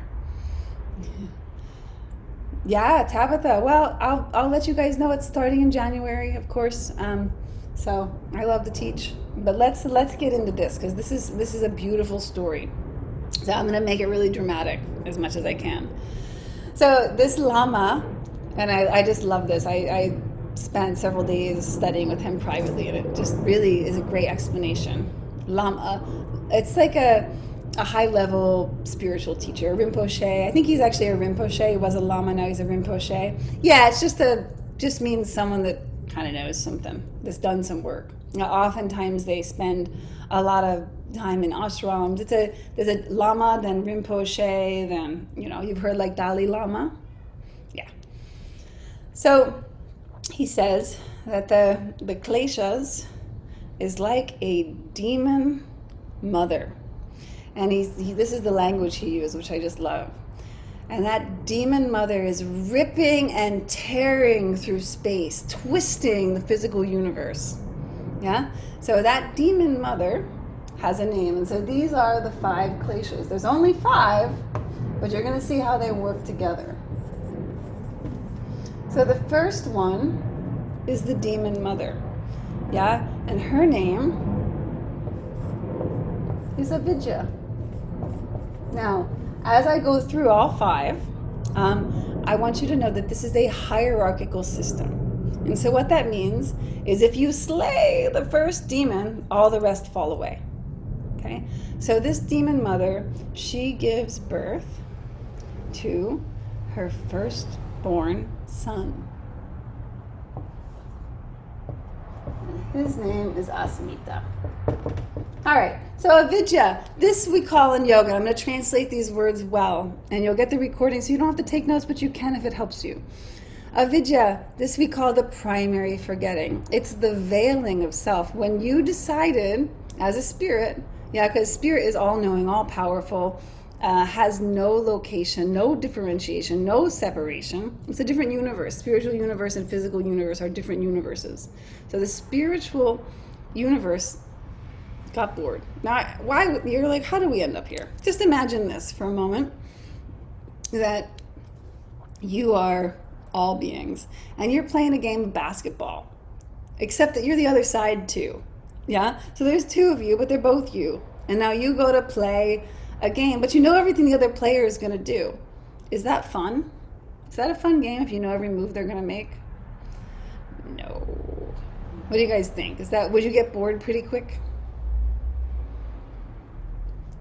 Yeah, you'd be like, this game sucks. I know what he's going to do. I know what I'm going to do. And it's so bored. You get really, really bored. So you have to just forget a little bit that you're everyone, that you're all things. You have to forget that you're spirit, just a little bit. But the moment you forget, whoosh, physical universe. Now we have the veil of Avidya. Now you've forgotten your own true nature, and you begin to struggle against things. Now you could lose something because you don't know that you're all things. You could lose, but it's fun. Jackie's like, I'll come up with something. Good. So that's we call it the primary veil of forgetting. You've maybe heard the term Maya. Maya means illusion. So if you've forgotten your own true nature, do you know if you forgot who you are, what's the first thing you do? And this is the birth of the firstborn son. What's the first thing you do? You look for it. Who am I? Who am I? What am I? Am I this? And now you're born into this world, and you start to look outside of yourself. Exactly, Christiana. Start to look outside of yourself. Who am I? Okay, well, you get your name, you get your socioeconomic class when you're a kid, you get religion maybe, you get your parents, and you begin to create identities, okay? Now this word asmita means the identity, yeah? It's not necessarily negative because we learn to generate identities. When it becomes conscious, it's not a problem because you know you're not it, but you create them, yeah? So what does this mean? You start to create an identity, and it's not done consciously when you're a kid. You're just doing the best you can. You're like, all right, so I'm a nerd, and I'm kind of awkward at sports, and I have blonde hair, and you all of these are identities. And asmita, you begin to create identities. Asmita means identity. Now, between avijan and asmita, there's something we call I amness. You know that you are. You know that you are. I am. In the moment when you wake up in the morning before the whole world, all the identities come rushing in, you have an I amness. But it moves very quickly. And it begins to say, I am that. I am my relationship. I am my car. I am my house. I am my career. I am my this and that. Does this make sense so far? Because I'm going to give it a little more context.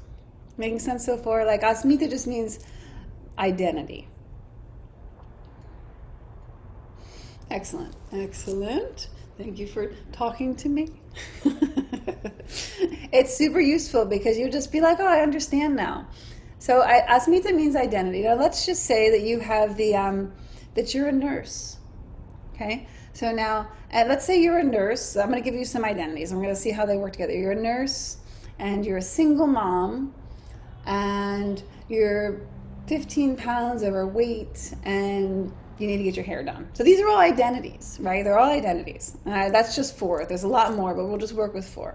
So now, the nurse, when she's getting ready for work, she's thinking about the job and, all of this stuff, and she's like, oh gosh, I hope Betty's there because I love working with her, and I really hope that grumpy doctor isn't there. And you start to, the moment you have an identity, you start to create the next set of demons. And this set of demons, this is the twins. They come in a set of pairs. So once the firstborn arrives, you start to have identities.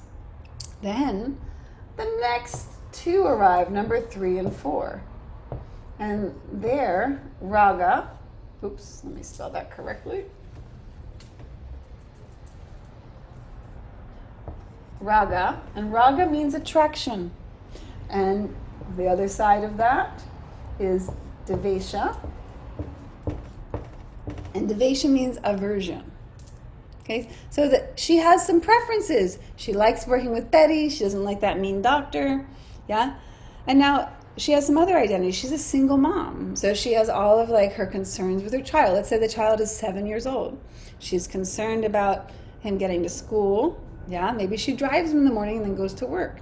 But then she has to work until 4, and he gets out early. So she has a lot of I got to get him in a good after-school program, and a lot of these concerns. Oh, and I prefer this, and I don't like that. Now she's single, so she's probably wanting to date. So now she's on all the dating apps or trying to go out with her friends, and now we have all of the preferences there with that idea, with that identity of being single. Yeah, I like guys with mustaches, or I don't like guys with mustaches. Attraction and aversion, devesha. So how does this work? We forget our own true nature. We forgot, so that we look for it. We look for it in the external world. Yeah, we mistake that which is impermanent for what's permanent. You're not the same person you were when you were 5, 10, 15, 20. It's all changing. You're different. There's some things that remain the same. Yeah, but many, many things change. And the moment that we have the older brother, demon child, the firstborn son, the moment that we have identities and we believe them, we don't create them, they're not automatic, we have compulsive attractions and aversions. Does this make sense? Yeah, she wants to have a husband. She finds a guy she thinks is perfect. She starts to get really worried about it because he doesn't respond back for 2 days. And, all of this. And now we have all the sufferings. The kleshas come up, these colorings. Yeah? So we can see, and she wants to avoid failing the relationship. She doesn't speak to him about the communication. And all this big mess comes up because she's trying to hold to something. Which brings us to the last demon child. Now this is like, I always think of it like the last born, the kind of the bratty spoiled one. The ones that gets everything. So this last child is Abhinavation. Now Abhinavation means fear of loss. And the main loss is death. Okay? So Abhinavation, I call it the bratty little child because he wants to have everything. Holding to things. Yeah? Zor, do you need to come over here and be on camera, buddy? Zor. Yeah? So this one wants to keep everything. Now the moment you have things you like and things you dislike, this kicks in. Well, I want to have the chocolate. We have a strong attraction. Well, I want to have this. I want to have that. And then we want to avoid not like other things. I want to avoid salt. I want to avoid. We have aversions. I want to avoid negative people. We might think it's a good aversion, but it's negative, positive. You should be able to handle all at a higher level. And Abhinavation is fear of loss. And so you can think of it like the inability to make transitions well. Yeah. So, for instance, have you ever moved from one place to the other and felt like, even though maybe it was a good move, like you're moving to a positive, new, bigger home or a new location that you want to go to, but have you ever felt that I don't want to let this go, and you kind of get stuck in between? Because what happens, and why is number 5 so dangerous? Because this universe is this physical universe is constantly changing. There is not a thing that doesn't change. If it's born, it dies. If you can have it, you can lose it. And what we think, the problem is that, and think of it this way, here's a good way to understand this. Like, I have a glass of water. If I want to have a glass of tea, I need to empty this before I can put the tea in. But that moment of emptiness, where we lose something, we consider that we don't have anything before something new arrives, is very difficult. And oftentimes, in the interim of when we lose something, we'll accept anything to fill its space. Now, going back to if you can think about your friends that have gone through a bad breakup, the next guy usually, not always, but usually is not very good. Or the next girl, why? Because the person has such a loss that they'll take anything that comes instead of saying what's actually really good. Yeah, Christiana, poor choices in boyfriends. Exactly, you just grasp to it. So how do you work with this? First off is just witnessing it. The moment that you can say, in this area, I have a fear of loss. Like, let's say you're in a job that you really don't like, but you're afraid of losing the income. That can keep you. How many people stay in jobs they don't like because of fear of losing income for their whole life? Does anybody know anyone that just suffers their job, but they're afraid of losing the income and making a change?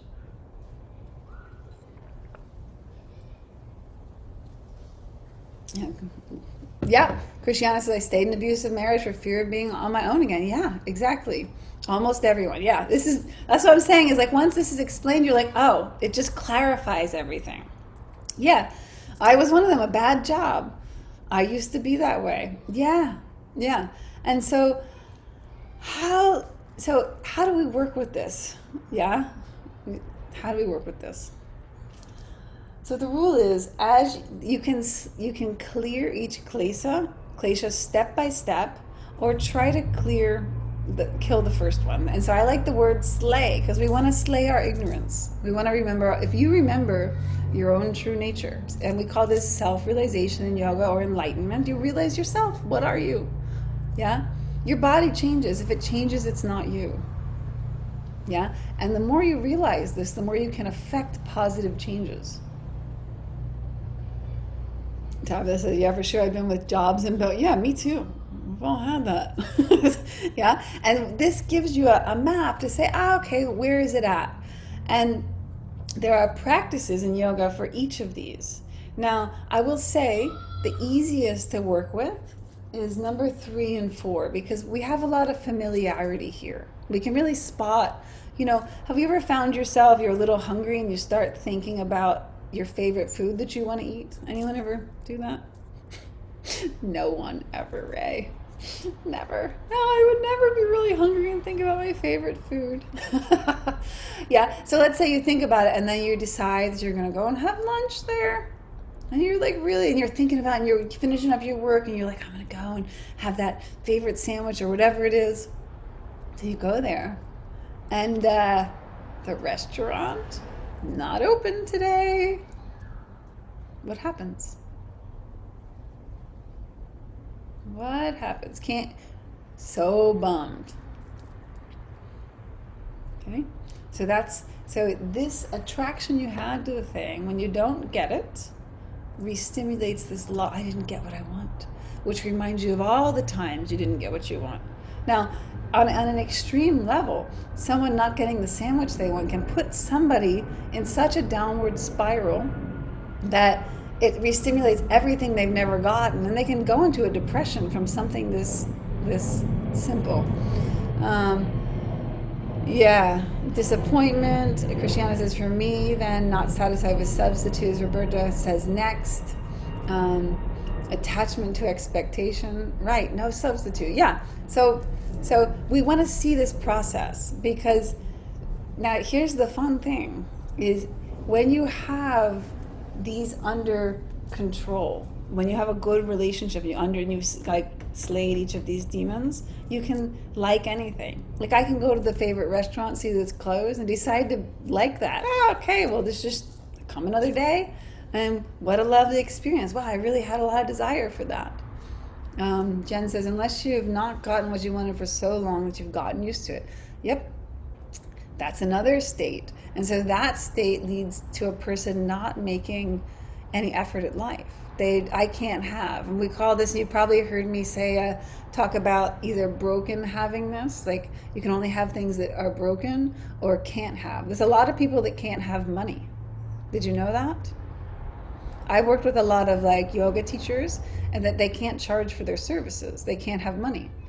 Can't have, because they've had so many traumas around money. That's a big one I see that's very common. That's why I'm bringing it up.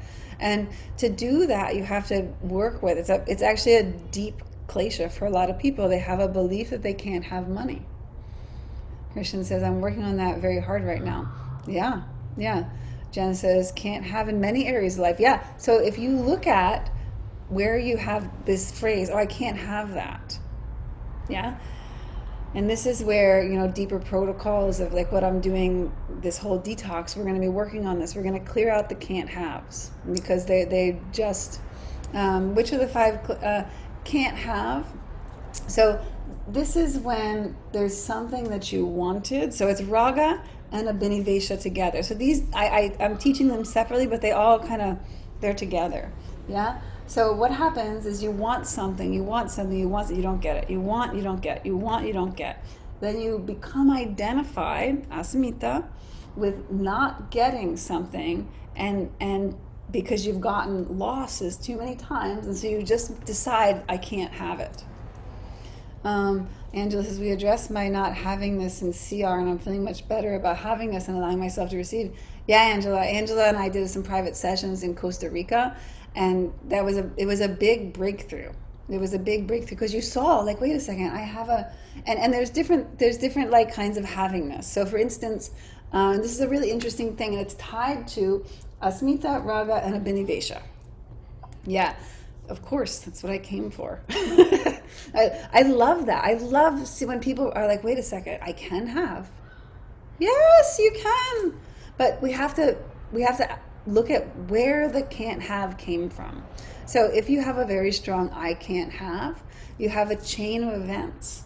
And when we begin to do like the deep processes where we clear out kleshas, we look at those chains of events in a specific way, oftentimes as many times as it takes, but usually it's not that many if we do it correctly.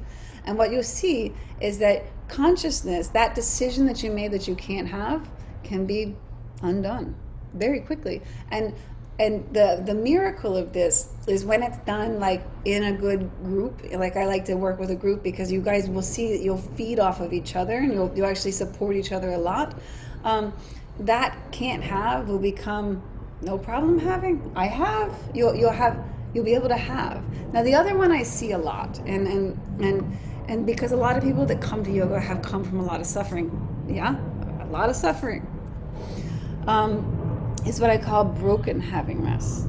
Yeah? And you can look at this, and if you're honest, you can see it. Look at your life and see where in your life you have things that are broken. Is your car broken frequently? Is it dirty? So dirty, unclean, not well kept. Yeah? Like if you look at your life, are my friendships like broken havingness, meaning I have broken friendships? They're painful. Yeah? My personal relationships, do I have broken relationships? They're not a bond of like a high affinity. They're like painful and broken. Is my home always broken? And you can just look at this and say, is because the moment that you look at stuff, like many teachers have told you that it needs to be a process and really hard and 10 years. No, it's very fast. Consciousness is very fast. The moment you see it, everything changes. So you just look, where do I have broken havingness? Okay, which do I want to take on today? Christiana says, I can see how this governs all efforts in the physical universe. So crazy. You can create, you can create with ease. You can. Light bulb moment here, Kristen. Yeah, just by looking, everything changes. That's the nature of real sadhana. If you're willing and you're willing to look, then you say, my car, I had it for a number of years and it started to break down. I'm very responsible. And I said, broken havingness, new car. Roberta says, I have broken havingness everywhere. Excellent. Yvette says, wow, you just helped me get unstuck 12 years on. Thanks. Thanks, Emil. Yeah, thank you. I think that's 1 million. Guys, look at it. Just look. Broken habit. It's nothing more than that. You got... And so much clearing up, because this is the beauty of real practice. You just look, it's just this. And where did I get that from? My dad always had broken cars, so it was familiar. So I decided unconsciously that to keep him close, I would make him right by keeping broken things. I can stop that now. That's it. And then you just stop. Christiana, exactly. That's a perfect insight. Christiana says, whatever I don't care for is broken havingness. Exactly. Because this life requires your attention. So whatever you don't care for, get it out of your life. Don't have things that are broken. That leads to more things that are broken. Jen says, so I'm a very creative person. In many ways, you know how I live. I know I love how you live. You're my yurt goddess. Right, and then I created it all, but still I have issues with money and partnership. What's up with the discrepancy with being a creative badness and being out of flow with money and love? It's this, and you're in the course that we start, and we'll be covering this. This will go away for you, and will go away like magic. It will go away like you'll be like, I'm telling you that now, and you're like, no way, because. Here's the thing, is that it's you blocking that, but it's hidden from you. You don't see how you're blocking it. And that's how all of us are. Yeah? My teachers taught me this too. And when I saw it, I was like, oh my God. And it's just this. We do processes that help you to spot the chain of events which are hidden from you currently. Like you can't see them. We go through a process of looking at them. And those things will change like this. All of a sudden, your whole way of being in the physical universe, you will change flows. So you'll be like, I can't get these guys to leave me alone, and there's so many that I love. You'll have that problem. You'll be like, which do I pick? Yeah, the good news is it's you. That's the good news. The good news is it is you, because as we saw so far, everybody has different colorings around different things, chocolate, spiders, snakes. Yeah, it is you, but the process is hidden. Okay, hold on. Let me catch up on this chat. Christiana says, part of our detox is about clearing out the old broken happiness. Exactly. Yeah, my detox course is mind. We're going to do all the body because that's easy, but the mind stuff is where the body gets easy. I'm committed to cleaning out the garage. It's the crux of accumulation. Yep. Yeah, I get OCD on spaces that are not clear. Let's see. Jen says it's excellent news. Excellent news. Tabitha says that I've been cleaning out my broken happiness out of my house since I got home. That's what you do, guys. And so first is when you see it. When the moment you see it's broken happiness or can't have, and there's some other things that are there. Those are the two big ones. The moment you see it, then you see the solution. Oh, I have a broken car. Well, I can sell it. I can get a new one. I can have no car, but don't have a broken one. You can fix it. Yeah, you can give it away. I have I can't have love and I can't have wealth. Okay, so let's look at this. Where did that come from? And there's a process. They take 2 to 3 hours where we go through, there's individual processes for each area. And you spot, and sometimes, guys, it's past lives. Sometimes it's past lives. And so in these processes, some of you will be working with present life. Some of you will jump to past lives. And it'll come back. When you have a past life recall, it's unmistakable. You can't mistake it. It's unmistakable. You literally are like, oh, and this... You'll just see, oh, and you'll understand. Like, I can tell you some of mine, and they're absolutely, like, totally, completely descriptive. Completely. And when you see them, just the act of seeing where that came from, literally, bye, Angela, love you. Literally, what will happen is that things will change instantaneously. Things will come to you. It's so fast, you won't believe me until it happens. But when it's done properly, it's instantaneous.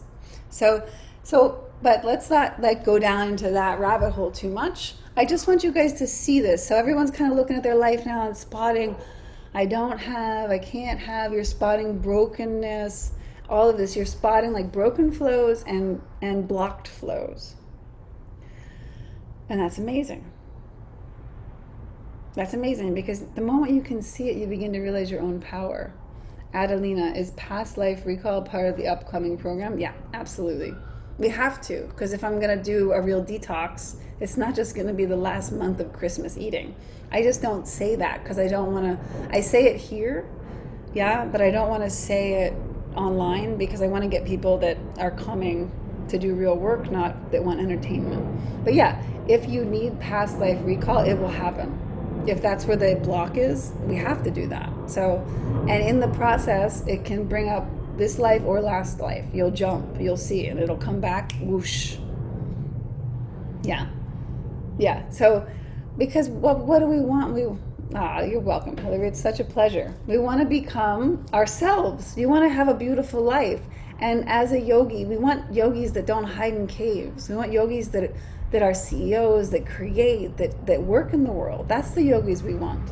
We want you with all of your insight and your ability to touch this world and guide others. This is what is needed. So to do that, we have to clear with the detox. Detox mind, detox body, detox the skin. Everything I do will have a ton of skincare. Yeah, because I just want you to be your best version of yourself. So does this all make sense so far? I mean, this I can talk about for like a decade. There's so much here, but you have a bit of enough of a working language. Okay, good. Now, can I have you for just a little bit longer and give you like a simple practice? Okay, yeah. Okay, good. Okay. I do need to ask because it's not right. This is part of that you don't force. Yeah, I don't, it's just that you have to ask. I want you guys to agree and say you want it, because otherwise I'm throwing things at you that you never give people something they're unwilling to experience. Yeah. Okay, good. So I'm going to erase this, and that story, I like that story because I find it really easy to remember. Yeah, we have demon mother, firstborn son, the twins, and the little bratty lastborn that's spoiled. I think the analogy helps. Oh, thank you for all the dolphins, Melissa. Okay.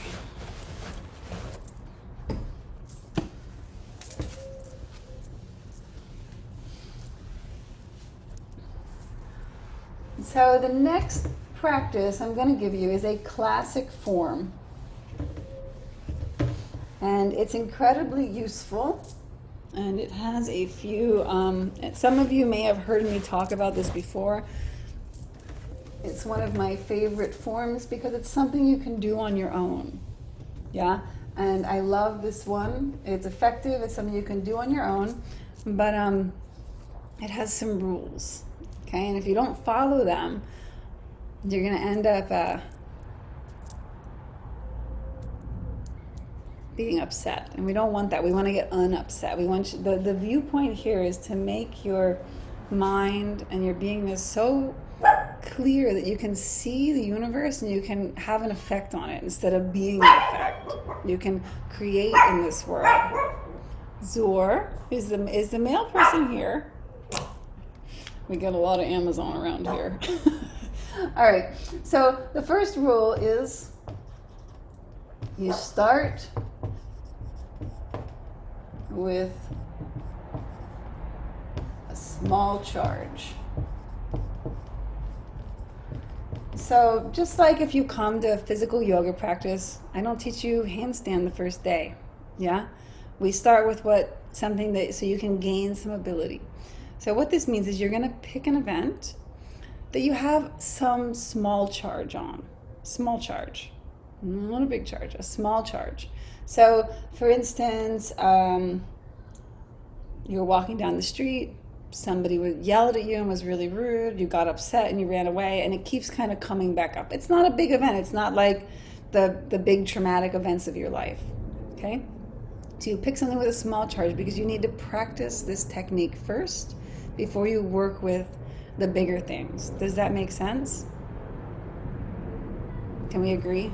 Yeah. Yeah. Excellent. Yeah. Yeah. Because otherwise what'll happen is if you try to go, like a lot of people, they're very enthusiastic and they're like, I'm going to pick the worst thing that happened in my life. Don't start with that event. Yeah, don't. Okay. It's because you need to get the ability to do this first. Now, this is a classic form, and I'm going to use some modern words because I find that it helps a little bit. So this is essentially a visualization, okay? And here's the form. So you sit down and you put yourself in a quiet place where you're not going to be disturbed. Now, if you happen to have children, a good time to do this is maybe in the bathroom, because maybe the only time you get like a free moment, or at night is also good. You should not do this while doing another activity. So don't do this while you're driving, okay? Please. So set yourself up, morning or night. Yeah, that's why I mentioned it. I know a lot of people have families, and when you're doing this practice, create a window of 10 or 15 minutes, and it's best to do this. It doesn't have to be, because eventually when you become skillful at this, you can do it very quick, and you can do it in a lot of different ways. It's very fast, but at first you want to train the form with a candle in a dark room. It's easier. You'll see that a candle, we say it improves the ether, this ether quality in our space, and it'll help you to be focused and to conduct a little better. So go in the bathroom, light a candle, set yourself a space, and then you're going to sit down and you're going to pick the event, and you're going to, let's say that whatever this traumatic event, and maybe there was multiple times that are part of the same story, well, we're going to pick one time, and we're going to pick one image from that time. So I want you to think of it, and maybe it was like a really bad fight and lasted 10 minutes or a half hour. You're going to take one moment, like a snapshot, and I want you to imagine like an old Polaroid. Hopefully everyone here has seen Polaroids. I don't know, depending on your age. So I want you to imagine that it's like a Polaroid, okay? And so you have this snapshot of this moment, and I want you to, just like in the show, the movie Minority Report, where you kind of have the holographic image in front of you, I want you to imagine this. And you take one snapshot from that thing, and you see it in front of you, just like a picture. Does that make sense so far?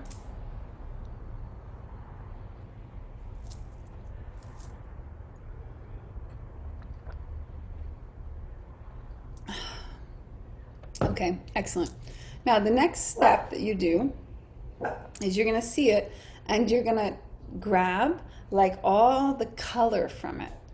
Yeah, and you're going to take that and you just see it, and you see taking the color out and put it to the right. You put it to the right and you put it to the right. Yeah, not the left, put it to the right. And then you see that snapshot as if it was just black and white now. Okay, that's like the memory function. So we're separating the coloring, the emotions, from the memory function. And you just see this, and don't worry about why it works. Just do it and you will see it works. And you take that snapshot of black and white and just imagine that it kind of like recedes off to the left. You just see that it like spins and it recedes off to the left and it goes to the horizon and it's gone. And then you take those colors that were to the right and you bring it in front of you. Okay? Now, there's two different variations and you can decide which one you prefer, neither right or wrong. One variation, you see all of the colors, and these colors represent emotions, and you can label each emotion. Some people prefer this method, yeah? So, and you can say the red is anger, and then I was also scared. Maybe it has multiple emotions in the event. Maybe it's just one, tremendous disappointment, or I was really worried. Doesn't matter. You want to work with something small. So you see that, you can go through a labeling process, and you see it in front of you, and you see it. Or you can not. You can just say, here's all the emotion, and boy, what a sticky situation. Okay? Now, once you've either labeled or decided not to label, the next thing you do is you take those colors, and you imagine that you're like a 4-year-old child with finger paints, and you just you mush it all together until it becomes like a brown mass, or whatever it becomes. Maybe you only have 2 colors. You can be very creative. And you see it, you mix it all together, and then you light it on fire. Light it on fire. Now, when I'm working with people that have like strong charges, sometimes they get stuck here in the visualization and they can't get it to burn. If that happens, then you take this next step and you imagine that you're a giant fire-breathing dragon and that you pour jet fuel or some very explosive fuel onto those, onto that colorings, and you get it to burn. And it burns. Now the next thing you do, you get it caught on fire. I had one student who was dealing with a severe trauma, and she's like, Ray, it just smokes and it smokes and it's black smoke. And I'm like, okay, good, now you're a dragon. And we put jet fuel on it. All of a sudden she starts to laugh. She's like, okay. And now you sit and you wait. And you have an attitude like you're sitting around a campfire. And it's late at night and everyone's gone to bed and you're watching the fire. And hopefully you've had this experience of being the last one up around the fire, and you watch it and you sit there and you just let that, all that charge, all that emotion burn. You let it burn, you let it burn, you let it burn, you let it burn, you watch it, you just watch. And now, after that, something will happen. I'm not going to tell you what, because it'll destroy your results.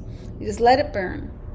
Now, if while you're doing this practice, you get interrupted and you need to end the practice, this is what you do. You take all of that you're visualizing, you collapse it down to the left, and you say, I'll return back to you later. You just stop it. Then when you're ready, you bring it back up, or you can go through the same process again and let it burn. Now, you run this process on that particular event of your selection until the event has no charge, until it's just like a memory that doesn't affect you. It's yours to access when you want, but there's no charge.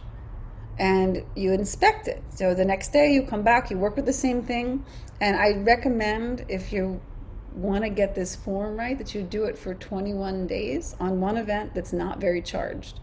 And most likely, you'll burn the charge up in a few days. But the practice of seeing that it's burnt and just doing this exercise will give you a great skill, because you'll see that it's very quick. And there'll be a moment when you go and you look at the photo and there's nothing sticky.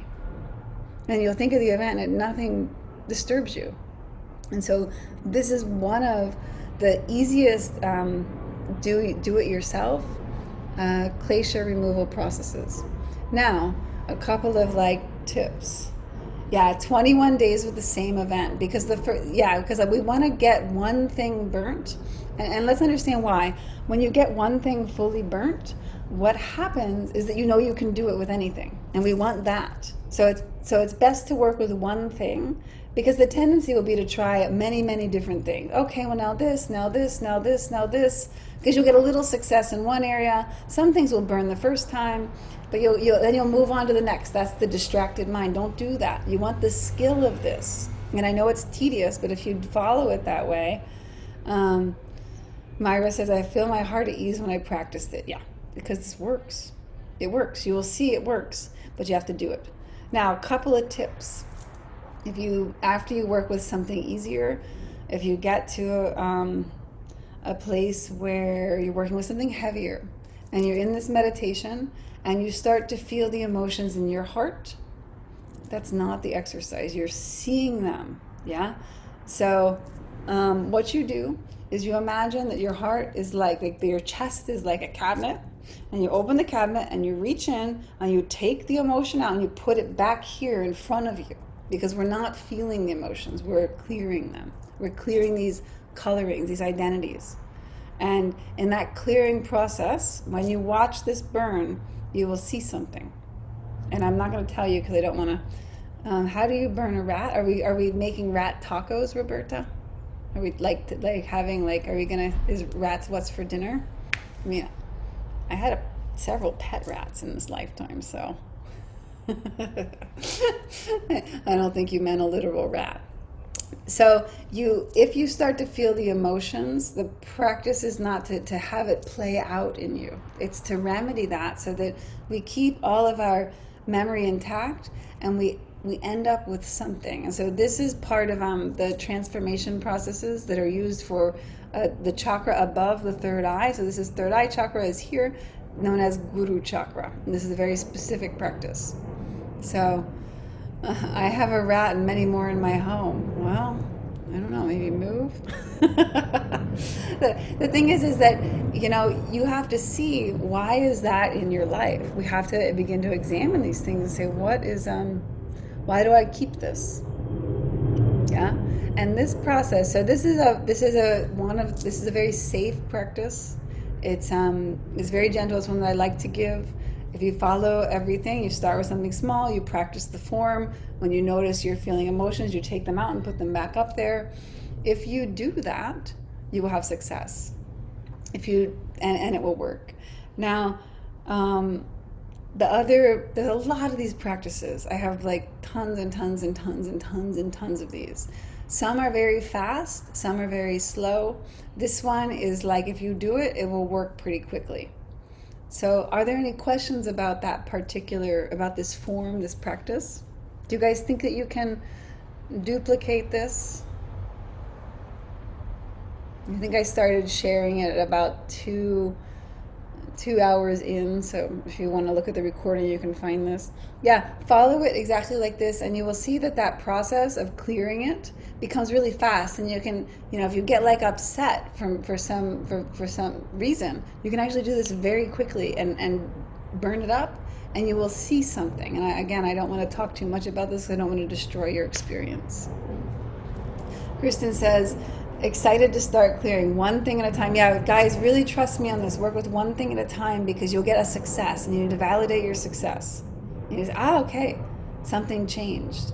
Because if you don't see that your practices work, you won't keep doing them, and then nothing changes. Myra says it helps minimize the drama of the issue. Yeah. Christiana says in 21 days, we only do the one thing for now? Yeah, because that first 21 days, you want to get the form of it. It's like you're just, you'll get really fast. You'll see you can do this whole thing in under a minute. Boom, boom, boom. At first it might take 15, 20, 30 minutes, but you'll get very quick with it, and you'll become familiar with it. It's like when we're doing martial arts and we have you do katas first before you start to actually have impact and train with someone else, because we want some familiarity with the movements before we take on a bigger adversary. Like the heavy stuff, you want to know it once a day, twice a day, as many times a day as you want. Yeah, especially if you're working to clear something big, but don't start with something big. You can, as much as you want, and you can repeat it again. Yeah. Natalie says, great to start doing this now as we close the year. Thank you, Ray. Yes. Minimum of 1 time a day. Yep, Christiana. Yeah, guys, this is super useful. It's something you just sit down. You don't have to, in the beginning, I recommend a dark room and a candle because it helps. But eventually, I can sit down and just do this very quickly if I'm feeling like, okay, we got a thing coming up here and I need to handle it. It becomes very familiar, like a quick technique to arise at the wisdom of the situation, to arrive at that wisdom of the situation. Yes, guys, I promised you I would give you useful techniques. I would explain kleshas. I would cover all the things, and you would walk out of this with a lot of ability, like remembering your own ability, because it's you're very capable. Jen says, okay to do it while on the morning walk in the woods. Yeah, I would recommend sitting down. Eventually you could be able to do it walking or moving, but at first it's good to sit down, because if you really get into it, you might find one of two things happens. The movement will stimulate a distraction, or you'll forget about the physical universe and you might run into a tree or something. Oh yeah, I didn't see it, Christiana. Let me look. So a minimum of 1 time a day of building up Sankalpa Shakti. What do you suggest? Number of times. All right. So when I taught in the Ukraine and in Russia, I will tell you this: the Russian students are so intense, and you would say, okay, we're going to do 10,000 repetitions of this mantra. Now, American student, that's going to take them a year at least. Russian student, they just go and they're like, okay, 10,000 repetitions of this mantra, I get this result.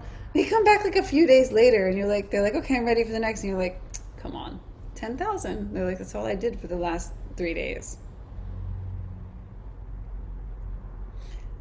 Very intense practitioners. So yeah,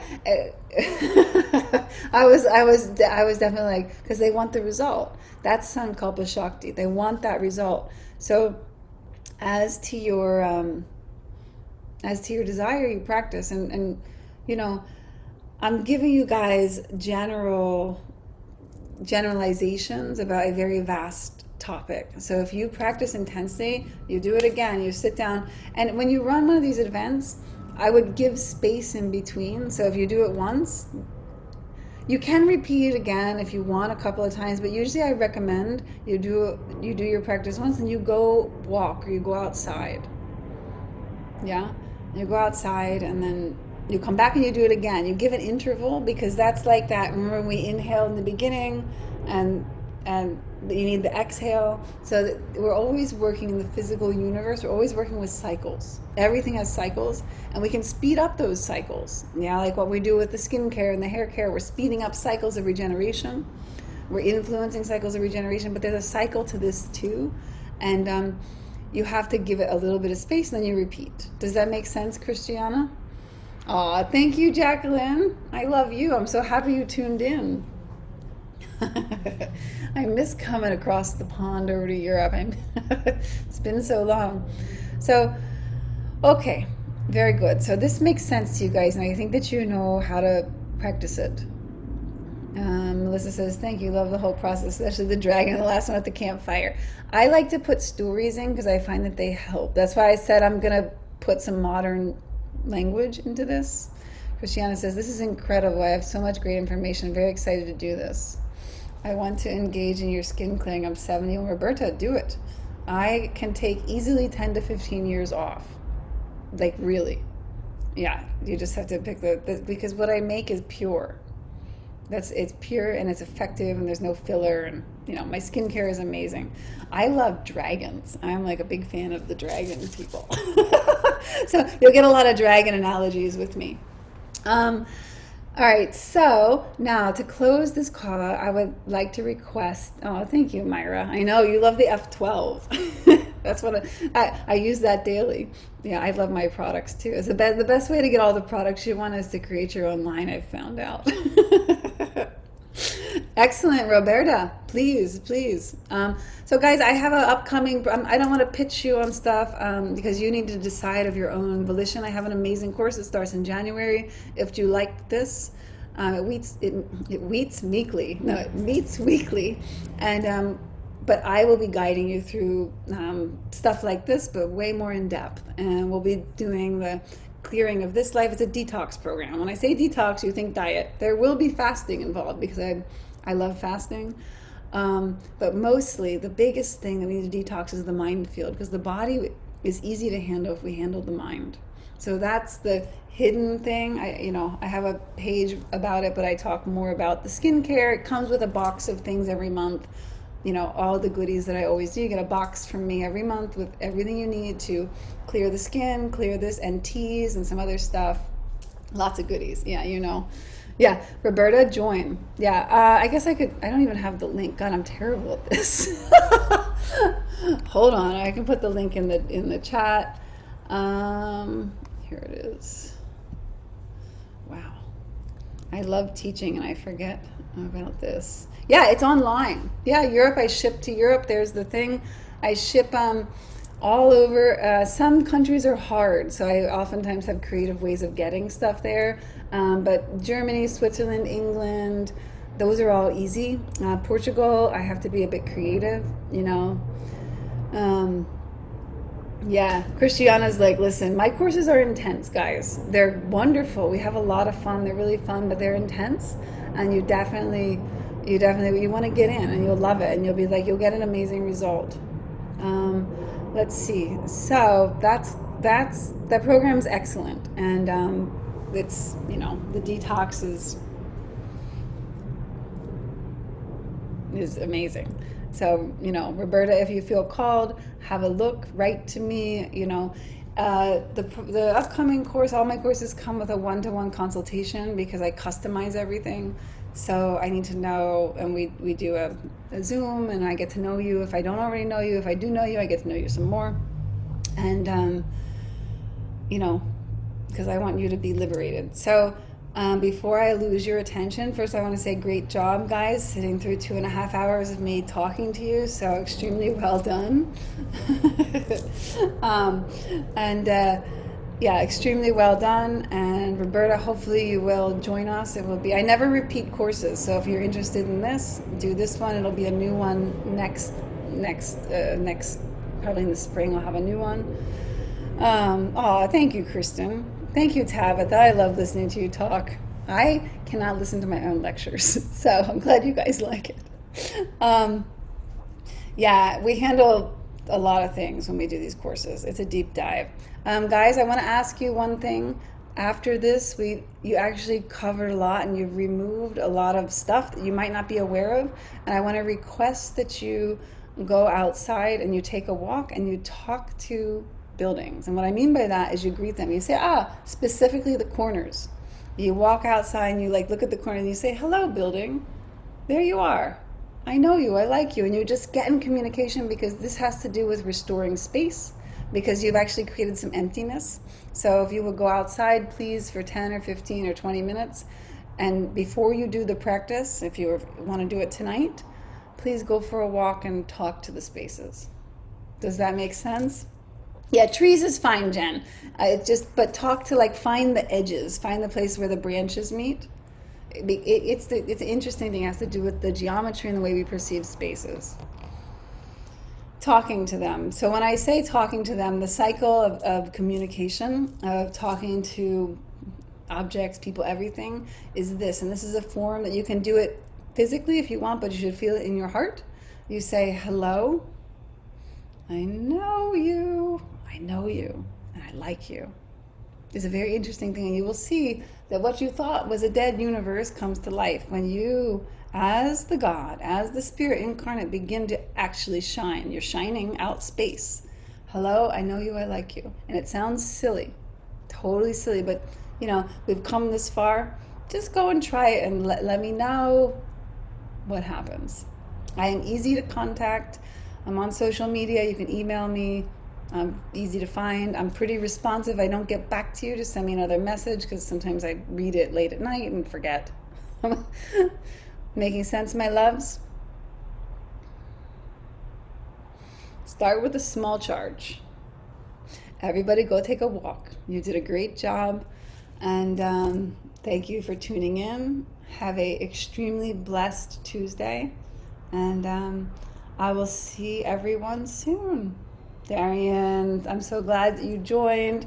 Erica, Dawn, Christiana, Cecilia, Catherine, Amy, Adelina, Roberta, Heidi, Jackie, Jen, Jessie, Kristen, Melissa, Melody, Natalie, Petra, Rakesh, Rena, Saya, Tabitha, Thomas, William, Yvette, and everyone else who had to go early. Thank you guys so much for tuning in. And I love you, and I hope that this brought a lot of clarification and it can help you birth a new year. Spirit arms! Spirit arms! Instant happiness. Spirit arms! So, all right, my loves, I will see you soon. Have an excellent day.